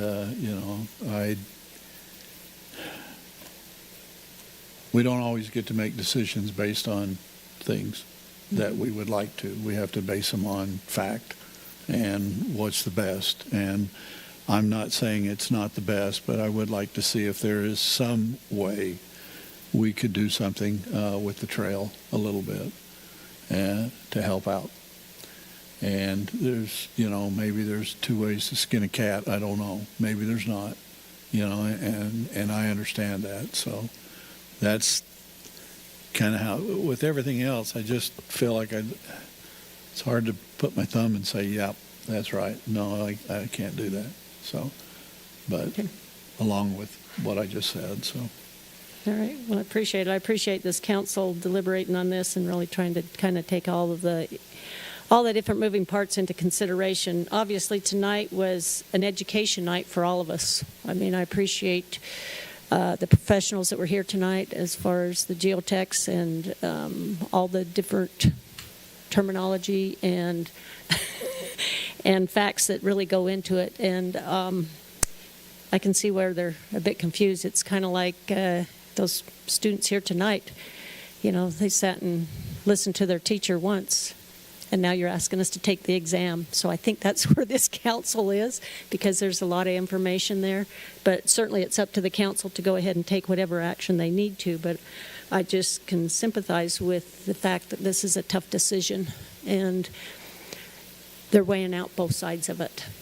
And so with that, I'll stop talking. I know I needed to kind of give you guys some time to think about how you want to approach this going forward. So I'll once again bring it back to the council for action. Question for Clint. This Clint? This Clint. Yeah.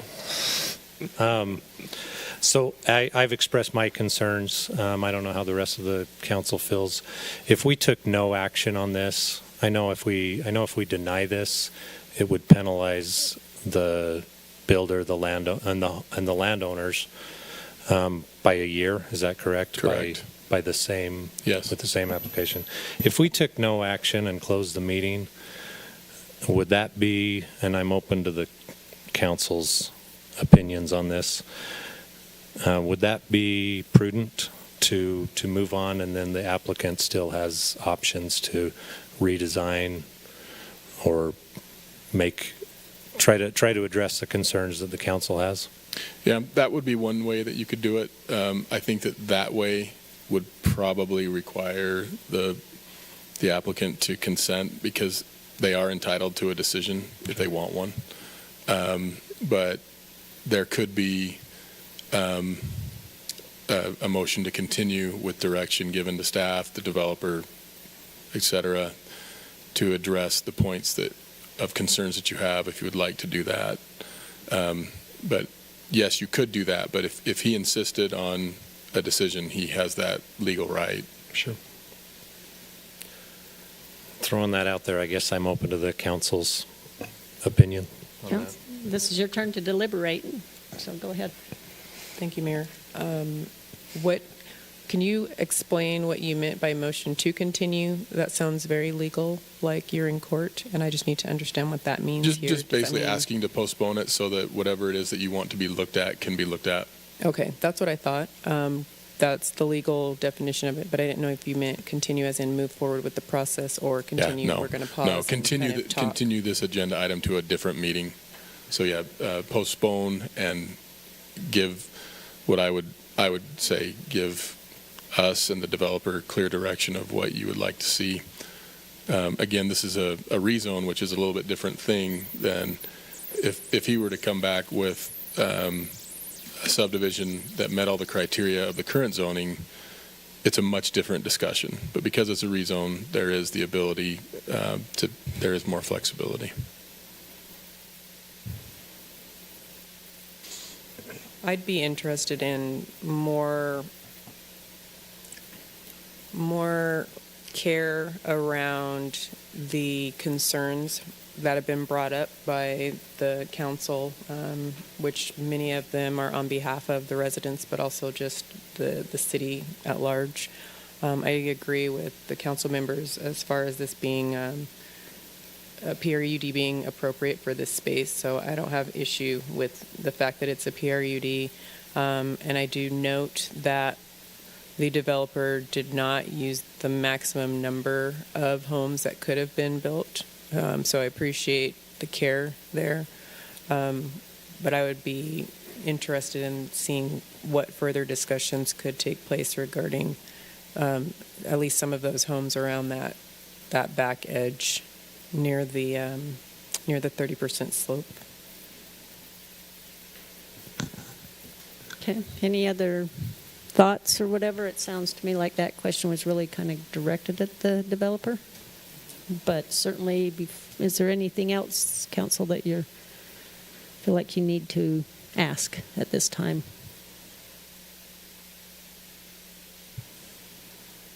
Okay, then I'd invite the developer to come up, and I know this is kind of putting you on the spot, but obviously this council's struggling. Is this something that you're willing to continue to work on? Mayor, I appreciate that. Thank you, council, for your work. I know this is tough. I'm struggling to hear any specificity. You have ordinances that we followed to the T. Nowhere in your ordinance does it say anywhere that I need to make you guys subject matter experts on geotechnical or geology work. We have experts that are in part of your process. We did what your city asked us to do. And to this point, I haven't heard one specific item, move this house 5.5 feet based on this guidance. No facts at all. I understand a lot of feelings and I understand a lot of emotion. I can't act on that. I need some facts. And if the fact is I need to move a house 17.5 feet, show me where to move it and use the basis of why I'm moving it. Not because I feel like it, because we have experts that followed your policy you guys put in place, not us. So the landowner deserves some specificity on exactly what this council needs to see to get an up or down on this. If I can get some specificity and understand that right now it's just vague, I don't like it. What am I supposed to do if I don't like it? It becomes a popularity contest. Do I need to send your kids to college? Would that make you like it? And I apologize for my frustration. But we've been working on this for years. And to get to this point and say, I don't like it, do something different, what the heck is that? How do I action that? Honestly. And so please, this is not, I'm not angry or disappointed with anyone specific. I'm just saying this process is as it is. You guys put it in place, not us. We acted based in good faith, worked with your staff for years on this, in good faith. We did everything and more that we were asked to do. There was nothing that we left unturned. And to get to this point and say, I don't like it, I'm sorry, that's just not enough. And so if you can't give me actionable information, give me an up or a down, that's my legal right, I know what my rights are, and we'll take it from there. Okay. Is there anything else we can talk about, or maybe some specificity? Perhaps what might help, and I don't know, I'm just like you, I've got to sit back and listen, but it sounds like any of the lots that are close to that solid line there that they're following. I think this goes maybe a question to the geotechs. How far back do you think it would be wise to set a home back from that straight line that these guys are looking at? So we've analyzed the slope stability with the proposed grading with the homes positioned where they are. And Do you mind speaking up to the mic? Sorry. Sure. So we've analyzed this with the proposed grading with the positions of the building pads where they are, with the soil conditions, not only for the conditions that are existing on site, but also we specified the composition and the engineering properties of the fill materials that need to be brought in order to build the building pads. So it's been analyzed this way. I mean, if it didn't meet the factors of safety, then we'd look at offsetting the building pads further, creating setbacks, things like that, and other approaches to mitigating it. I mean, it's hard to answer a question with, That's fair. We would move it further when it doesn't need to be. It meets the requirements.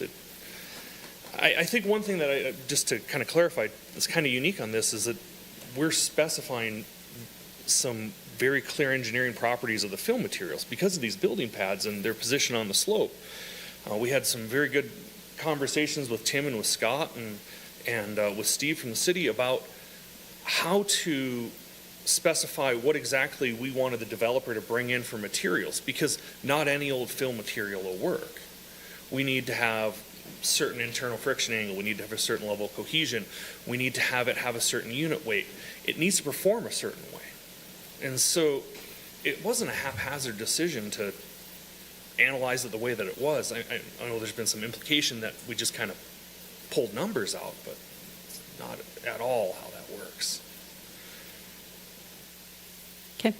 Thank you. Any other I appreciate questions? that. Yeah. Anybody else? Does that help at all? May I? Morse? Yeah.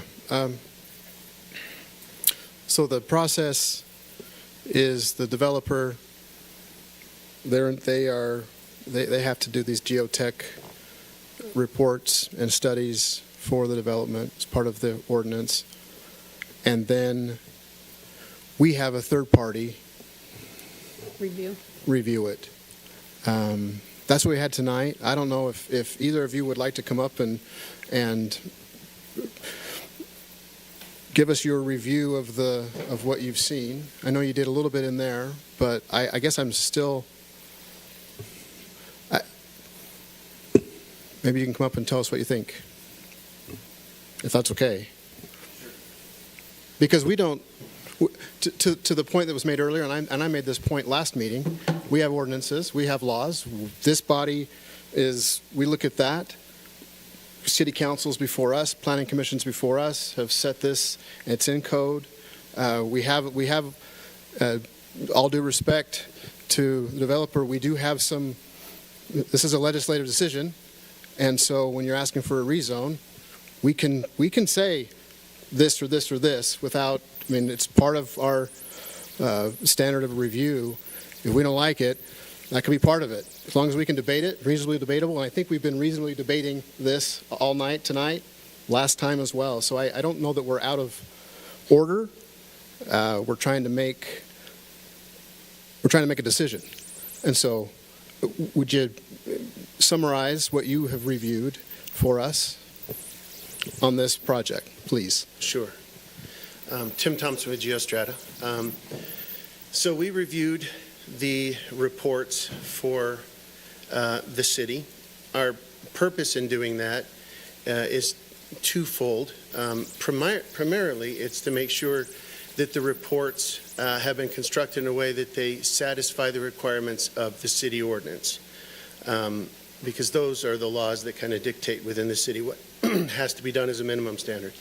But we also review, and our reviews state this, to the standard of practice. So we understand the practice of geotechnical engineering within the state of Utah here at this time in this area. And we try to make sure that the things that are done within these reports, the way that things are analyzed and the way that assumptions are made, the way that decisions and recommendations and conclusions are reached, are reasonably done within what someone with a similar background in a similar situation would reasonably conclude based on the information provided. Somebody brought up earlier some of the limitations that we put in our review and that the consultants will put in their review. And I think those are important to bring up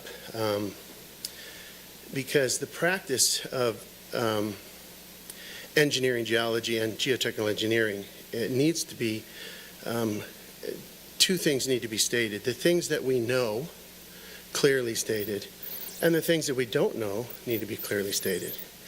And the process is to, according to the standard of practice, is to reduce risk to a reasonable level. Anybody who writes in a report that they have removed risk is not being honest, and those reports should probably be carefully scrutinized, because even if you're convinced as a professional that you've really got it absolutely right, you have to provide the reader with the perspective that you may have facts in the actual field that you have not yet observed. You drill a hole in the ground that's 6 inches in diameter. The sample that comes up maybe is 2 or 3 inches in diameter, and maybe you drill a dozen of those or 2 dozen of those, and then you dig one foundation and you see more of the soil in one foundation than you saw in all of your explorations. But the principle has to be applied that what we're seeing carefully and with some caveat needs to be able to be expanded beyond its limits and to assume and interpolate between points. Or else you simply would have to dig up every single hillside, the entire thing, and look at what it was and then rebuild it when you're done. So there's no way to constructively see everything. That the process would destroy the thing you're looking at, right? So we reviewed those original reports. The reason our review has limitations is I will look at a boring log that Andy produced in the field. And I know Andy, and I assume that he does good work, and I know him. I've reviewed quite a few things of his.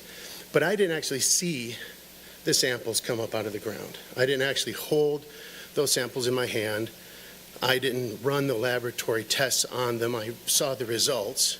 So I have to give you the limitation in my review that I'm relying on the data that's provided to me, and I'm not giving you any guarantee that that is absolutely the fact, because I can't testify to that in my report because I didn't see it.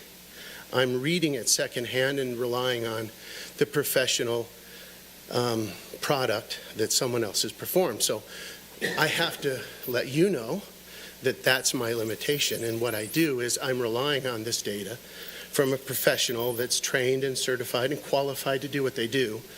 And I'll read it.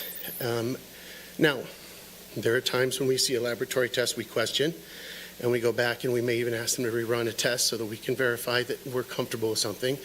There are times when we're not sure if a of a log was great, and we'll ask for additional subsurface data if we think the data requires it. But if they've met the standard of practice and what they've done meets a certain standard, then that's what we report to the city is, yes, this work meets the current level of care in this area, and the report in total satisfies the requirements of the city's ordinance. That's basically our recommendation to the city, and then all we do is we recommend that the city consider this addressed, but it's up to the city to make those decisions. We don't make them. So what I can say is that there were reports done, and a site plan was assessed, and we reviewed it. There were some modifications after our review to the location orientation of some of the buildings and the amount of fill that was being placed. We've had a review of those.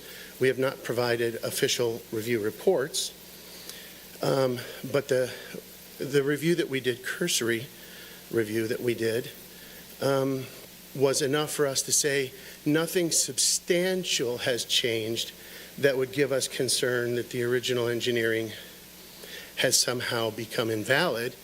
But we have not done a thorough, full review of this particular plan and the additional reports that were done subsequent to the one that we did. So that's what we told you earlier today, and that we had read the reports, looked at the modeling, looked at the engineering, looked at the conclusions, and generally it seemed to fit with what was there originally and probably what we would anticipate based on the changes that were made. But we did not give it an exhaustive, thorough review. So that's where we are right now. I feel that the question on placement is, there's two parts to that. One is purely on engineering and data and science, and the other is on a lot of other things that aren't that. And I can only speak to the part that's scientific, and there are very valid other items to consider that aren't scientific that I'm just not qualified to give an opinion on. So all we do is give you an opinion on the actual science itself and what that means in a form of recommendations and conclusions. And beyond that, there are a lot of other issues that may need to be addressed that really aren't part of the engineering practice. So I don't know if you have any other questions. Thank you. Yeah, that was great. Thank you. Okay, anything else? Another question? Another question? Maybe Sure. for Weston or for Steve. It was mentioned that as we start building these homes, the ones that are on the edge, if that's what happens, you mentioned that you'd be doing geotech reports as they're excavated. Who supervises that, and how does that, or is that true, and who supervises that? And reviews it. Yeah, and review, for sure. Yeah, the geotechnical report requires that CMT would be evaluating the digs of the basement. So the same geotechnical company that did the initial report, they would also be required to go out and investigate and watch the sites be dug up. They would be providing a report to the building inspectors as well that was conducted. Do we have a third-party review of those reports? Typically That's not part of the ordinance. Okay. Next. Yeah, it was. That was a good discussion. Anyone willing to step forward, make a motion?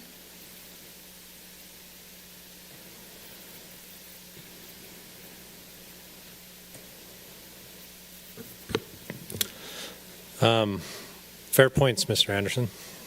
As far as it's kind of vague, are my concerns at least.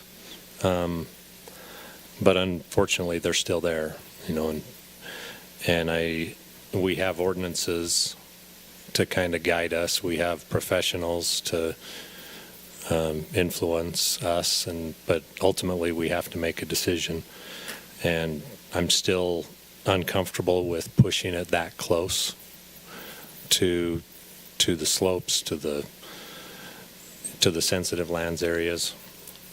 So I guess I'll make a motion to close the public hearing and deny Resolution 2516 and Ordinance 2508. Is there a second?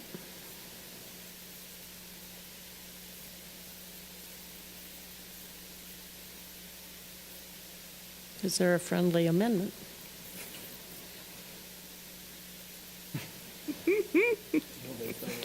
Yeah, no, I just had to break the silence is all. That's all I was doing. So basic. I do want a question. Oh, Dave? Wait a minute. It's not dead. Well, Or is it? so it has to have a second. Can I amend it? Are you open to an amendment? I have to hear it. Okay, go ahead and state it. My only concern is not with the development, but where the trail is. And so with me, I can second what you said as long as we at least look at the trail and where it goes. Because I think, am I saying that wrong? Well, you're. Just to be so clear, what- he's yeah, making, thank you. he's making a motion to deny, which would mean that there's Yep. no more discussion. Yeah. Right. Okay. Yeah. So if there was discussion, is my motion dead? Typically you gotta have a second to have the discussion. Okay. Okay. Go ahead. Are you going to second? No, I want to just ask a question and maybe a little bit of discussion about where I'm at on this. I've tried my best to, I've spoken to the developer and the family, understand their position. I know Dr. Tensmeyer. He literally birthed me. He caught me when I was coming out of my mom, and so I know him really well from the first time I breathed oxygen. And so, personal, affinity aside, I've tried to understand some of the concerns. I had a good conversation with Mr. Anderson as well. I'm in a position where I've been on the council for quite some time. This is one of the most difficult decisions that I think I've had. And one thing I do know is that I don't feel comfortable with the flat out denial of the development. I think there's been way too much effort that's gone into that, and it's not necessarily a money thing. It's a time and it's an energy, and there's no reason for us to restart that for a year. That being said, I also am not in the position where I feel like I can just straight up and down approve it as it is. And so I find myself feeling like that's mealy-mouthed, and I'm trying to find a way to not make a decision, but that's actually not what it is. I really want to try to find some sort of position or discussion that would allow us to be able to feel like I could vote yes on it. And so that's where I'm at.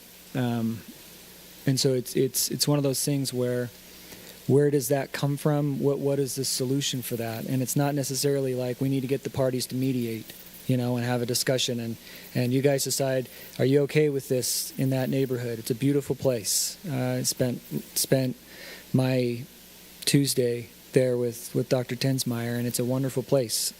The place on the other hill is also going to be a wonderful spot. Whoever lives there is going to have a wonderful view, and it's going to be a great place in the city. And so I'm not talking about maybe the two of you coming together, but I wonder if there's some way maybe staff can help us through this. What are our parameters what are the things that we might be able to identify that we still have concerns about, and give the developer a chance to see if he wants to be responsive to that, because I know that you've had years into this, and if it takes another couple weeks for us to maybe put together something, and then you come back and say, I'm not interested in that, just give me an up or down, at least we've come to a point where you get an up and down, right? And be respectful of your time and the investment that you've put into it. But I just don't feel at this point that I can get to yes with as the current situation is. And I expressed my concerns in the work meeting a little bit with regard to some of the not necessarily being a geotechnical engineer. I have no interest in that. In fact, I actually wasn't even in favor of bringing you guys here to talk, because I don't think it necessarily I know a lot more about geology, and I appreciate you taking your time, but in the end you guys have landed where you started, where we already said that this is fine, right? Both the third party and the city and the developers, geotech. So they're all in the same spot. And so this isn't about that anymore. It's about other things. And because it's a legislative decision, and because I think all of us are a little bit, and I can speak for myself, am worried, because just since I've been on the council, we've had situations with sensitive lands. It's in my brain, and I don't want to be party to a situation where I didn't feel fully comfortable if something were to happen in the future. I couldn't sleep at night to do that. And so I'm asking, not necessarily for us to be able to all become best friends and we all agree on the solution, but if it's amenable to you, Mr. Developer, if there's a way for us to potentially continue this and let us maybe get some more concrete ideas about where we might be able to find some areas where it could be modified in some ways, with the understanding that it's your development, it's your application, and we don't want to deny you the chance to do that, but we want to try to give you a chance to maybe answer some questions, not on a time constraint, right, in an emotionally charged environment like this. Maybe a chance for you to look at it, when it's daylight outside and you've had some time, and we have some time to actually articulate what we can and can't ask of you, right? Because some of those questions were actually what I started the meeting with. I leaned over to our city attorney and I said, I want to know, I may be asking you some questions about what we can ask and what we can't, because we want to stay within the laws of the city about what we're providing to you, because this isn't a horse and pony show where we just say, yeah, go through the whole sensitive lands ordinance thing, spend all this money and all this time, and we have a property owner who's also a Layton resident. So we have to, I want you to be able to develop your property. You own it. And so we have to make sure that you have your day here with us being able to make a decision. And so that's where I'm at. And that's why I didn't second your motion, Councilman Roberts. Not necessarily that I'm not really comfortable with either of those outcomes. And so if there's party to that, I don't know, maybe Clint, you can help me with the motion. But if that's amenable, I would make a motion that we continue the decision on Resolution 2516 and Ordinance 2508 to our next meeting, which is the 15th of May, with some I guess, guidance or clarification about what we can and can't ask, and potentially we may be able to submit some of the information, as a council, and then obviously we can't have another meeting, but maybe we can have those discussions when we come back on the 15th. So that would be my motion. I think that's clear. Are you in agreement with that? Okay.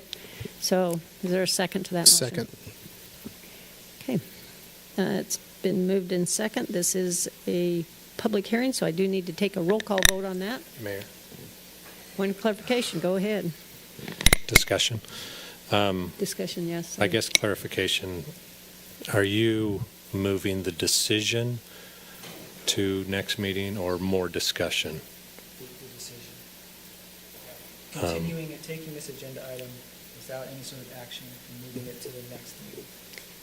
And at what point are you going to bring in your question and concern? With the understanding that staff would provide to us a forum or something for us to be able to present what our concerns are.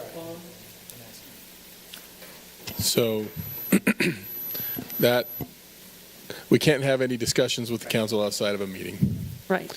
It would be in my advice to at least give us some decent, I understand you're asking me to what kinds of questions you can ask, but I'm trying to narrow it down to what are your concerns and what can we evaluate for you? What can we work with the developer on? What can we work with the geotechs on? what is it that you want to see? I think the applicant's point is valid, that if it's just continuing it just for the sake of continuing it, that's not helpful. He needs real information that he can come back and he can understand what the concerns are so that he can make appropriate decisions as to whether or not that works and whether or not they can make it work and in a way that would address those concerns. Okay. So we're already in a public meeting, so we can just provide what those Absolutely. Those concerns would You're be. totally, yeah. This is the place to do it. Okay. And you have a wide berth when it comes to what you can ask when it's a legislative item. There's obviously been some, as Councilmember Morris indicated, you've got your legal standard is reasonably debatable. I think there's been plenty of information here that can be understood as reasonably debatable. There's some obvious concerns from the council that have been articulated. This might help just to maybe steer the conversation for you. If we could just narrow it down to, first of all, is the issue the PRUD? In other words, is it you just don't like a PRUD and it doesn't fit in this space and that's not what it should be? Or is the question, does a PRUD work in the right circumstances?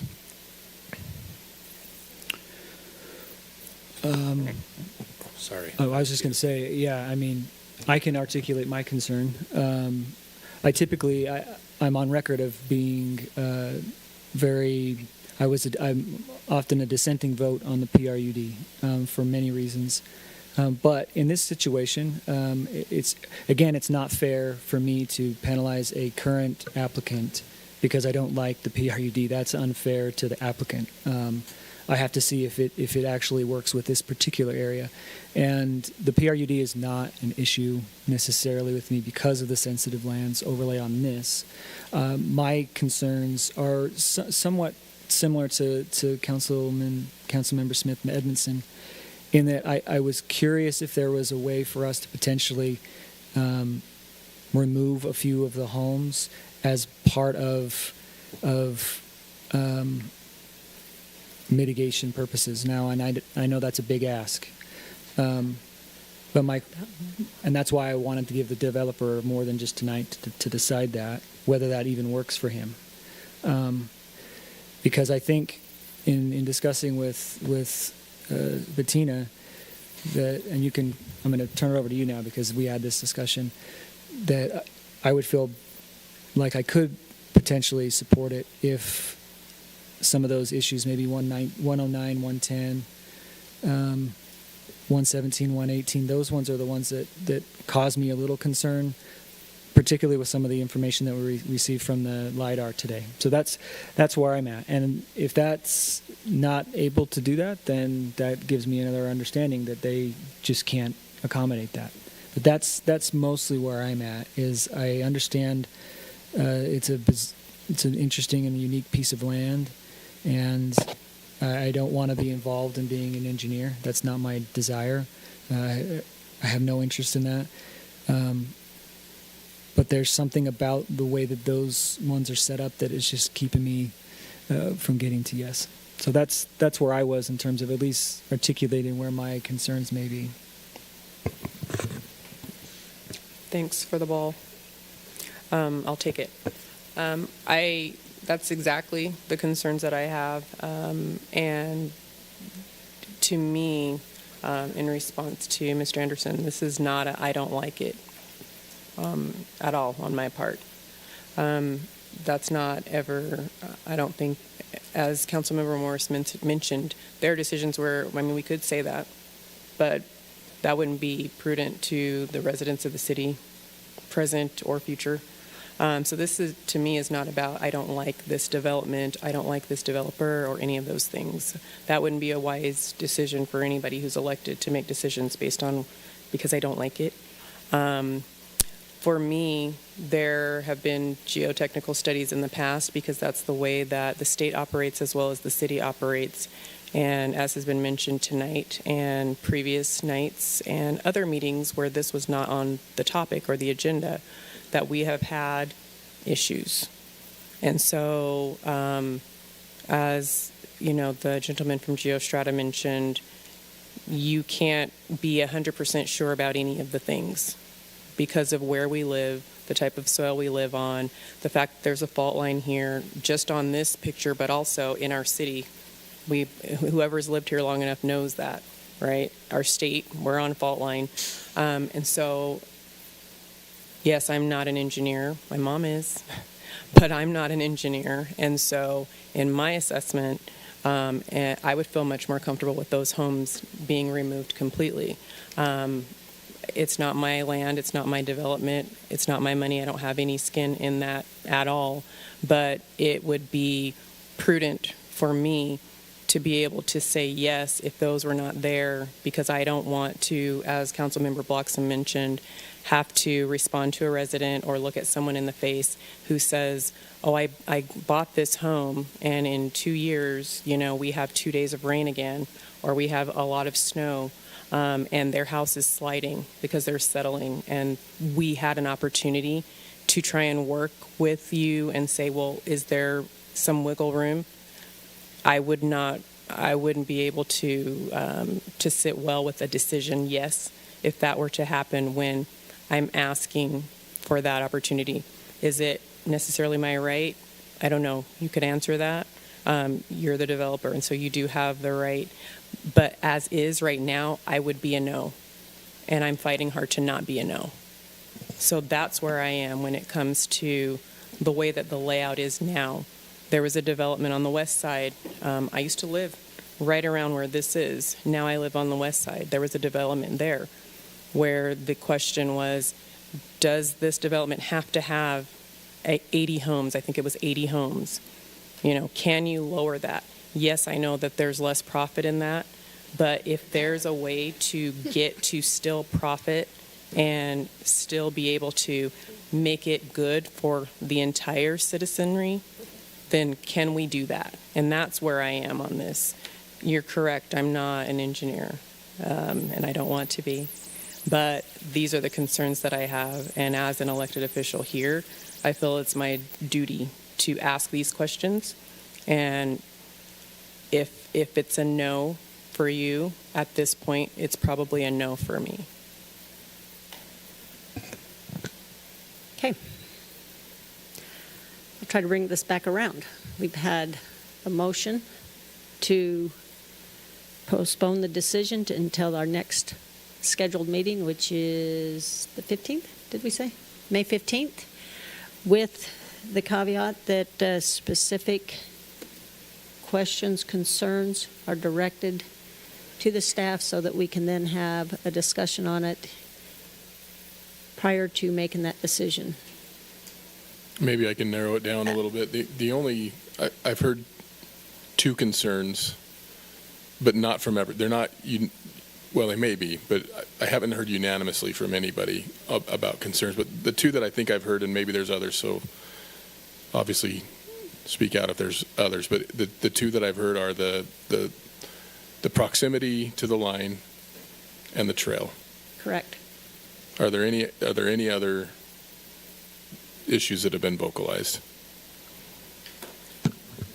So I am, once again, I respect the work of the geologists and the geotech engineers. It is a science, but it sounds like it's also a little bit of an art, which maybe it's a little bit of art and a whole lot of science, and which I believe is why you can't guarantee anything, that the fine print is there, and so I think that should give us some pause too. And so the LiDAR information that we saw earlier, the question of there was a little bit of a question of the line down below on lot 118. I was prepared to come to the meeting with, oh yeah, okay, yep, yeah, this is an easy one based on the geotech, and so I just wasn't because of that. So I agree with my counsel, with Bettina and with Zach on the concern. I'm not concerned about the trail though. Okay, it was my concern too. Oh, sorry. First one. Councilman Thomas. Yeah, I hear everybody's concern, and like any person, you're going to have feelings that, allow you to go different places. But I also look back at, we've got 2 geotechs, an engineer, and I don't know what else, but they've come to the conclusion that this can work if what I'm reading is right. And so I have trouble going against that in that respect, because it's, people that have said this can work are a hell of a lot smarter than I am, which doesn't mean you're real smart, by the way. But, and so I have trouble saying, well, I'm not so sure, and that. And so, I feel good about what's been done. I feel like they've done it to the best of their ability. Not that maybe some things couldn't change, and so I have trouble going against that. The thing I have, to me, the only thing that was left was the trail that could go maybe another place or in a different route, and that, which I don't think needs a lot of geotech or whatever, and that to facilitate some things. And so that's kind of where I'm at. Okay. Thank you. I think we've heard from all of you now, and I think I understand your direction you need to go. I'd like to kind of bring this back around for some action. I mean, basically, I have a motion on the table to postpone the decision until our May 15th with 2 concerns that have been stated. And at that point, we will then have our discussion and bring it back for a vote. So with that, I also have a second by Councilman Morris. So I need to understand if you guys are in favor of that or not. So I will take a roll call vote at this time. So I'll start down here with Councilman Roberts. Yeah, I want to explain my vote, though. Certainly. I'll vote no on this because out of respect to the developer, asking him to remove a couple homes could include a redesign, which I think we've been kind of vague, and maybe more a number of feet setback might be more fair to the developer. But I'm on a no vote to this. I'm back to my original question of no action and giving the developer more time, but not setting a shot clock on him. For that reason, I'm in favor of postponing, but not a specific date. So I'll vote no. Okay. Councilman Yes. Blockland? Okay. Councilman Morris? Aye. Councilman Smith Edmondson? Aye. Councilman Thomas? Aye. Okay, there you have it. We have made a decision that we will wait until the 15th, and at this point, the public hearing is still open. So with that, council, that was our last item on. We did not close the public hearing, so that's why I wanted to make sure that was made aware. Sir, you can speak at the next meeting. No, you came in late. Yeah, sorry. You're welcome to speak at the next meeting because we did leave it open. So with that, that was our last item on the agenda tonight, unless there's unfinished business, which I believe there is on our regular work meeting. So we still have item number 7 on our work meeting to address. So we do need to go back into our work meeting for a closed door discussion. So with that, I would entertain a motion to adjourn our council meeting, re-adjourn in our closed door session. I move that we adjourn the council meeting and return for a closed door session. Okay. Second? Yeah, I do want a second. Second. All in favor? Aye. Okay, any opposed? Okay, thank you very much. I really appreciate everyone here tonight. Thank you again for being here, and another shout out to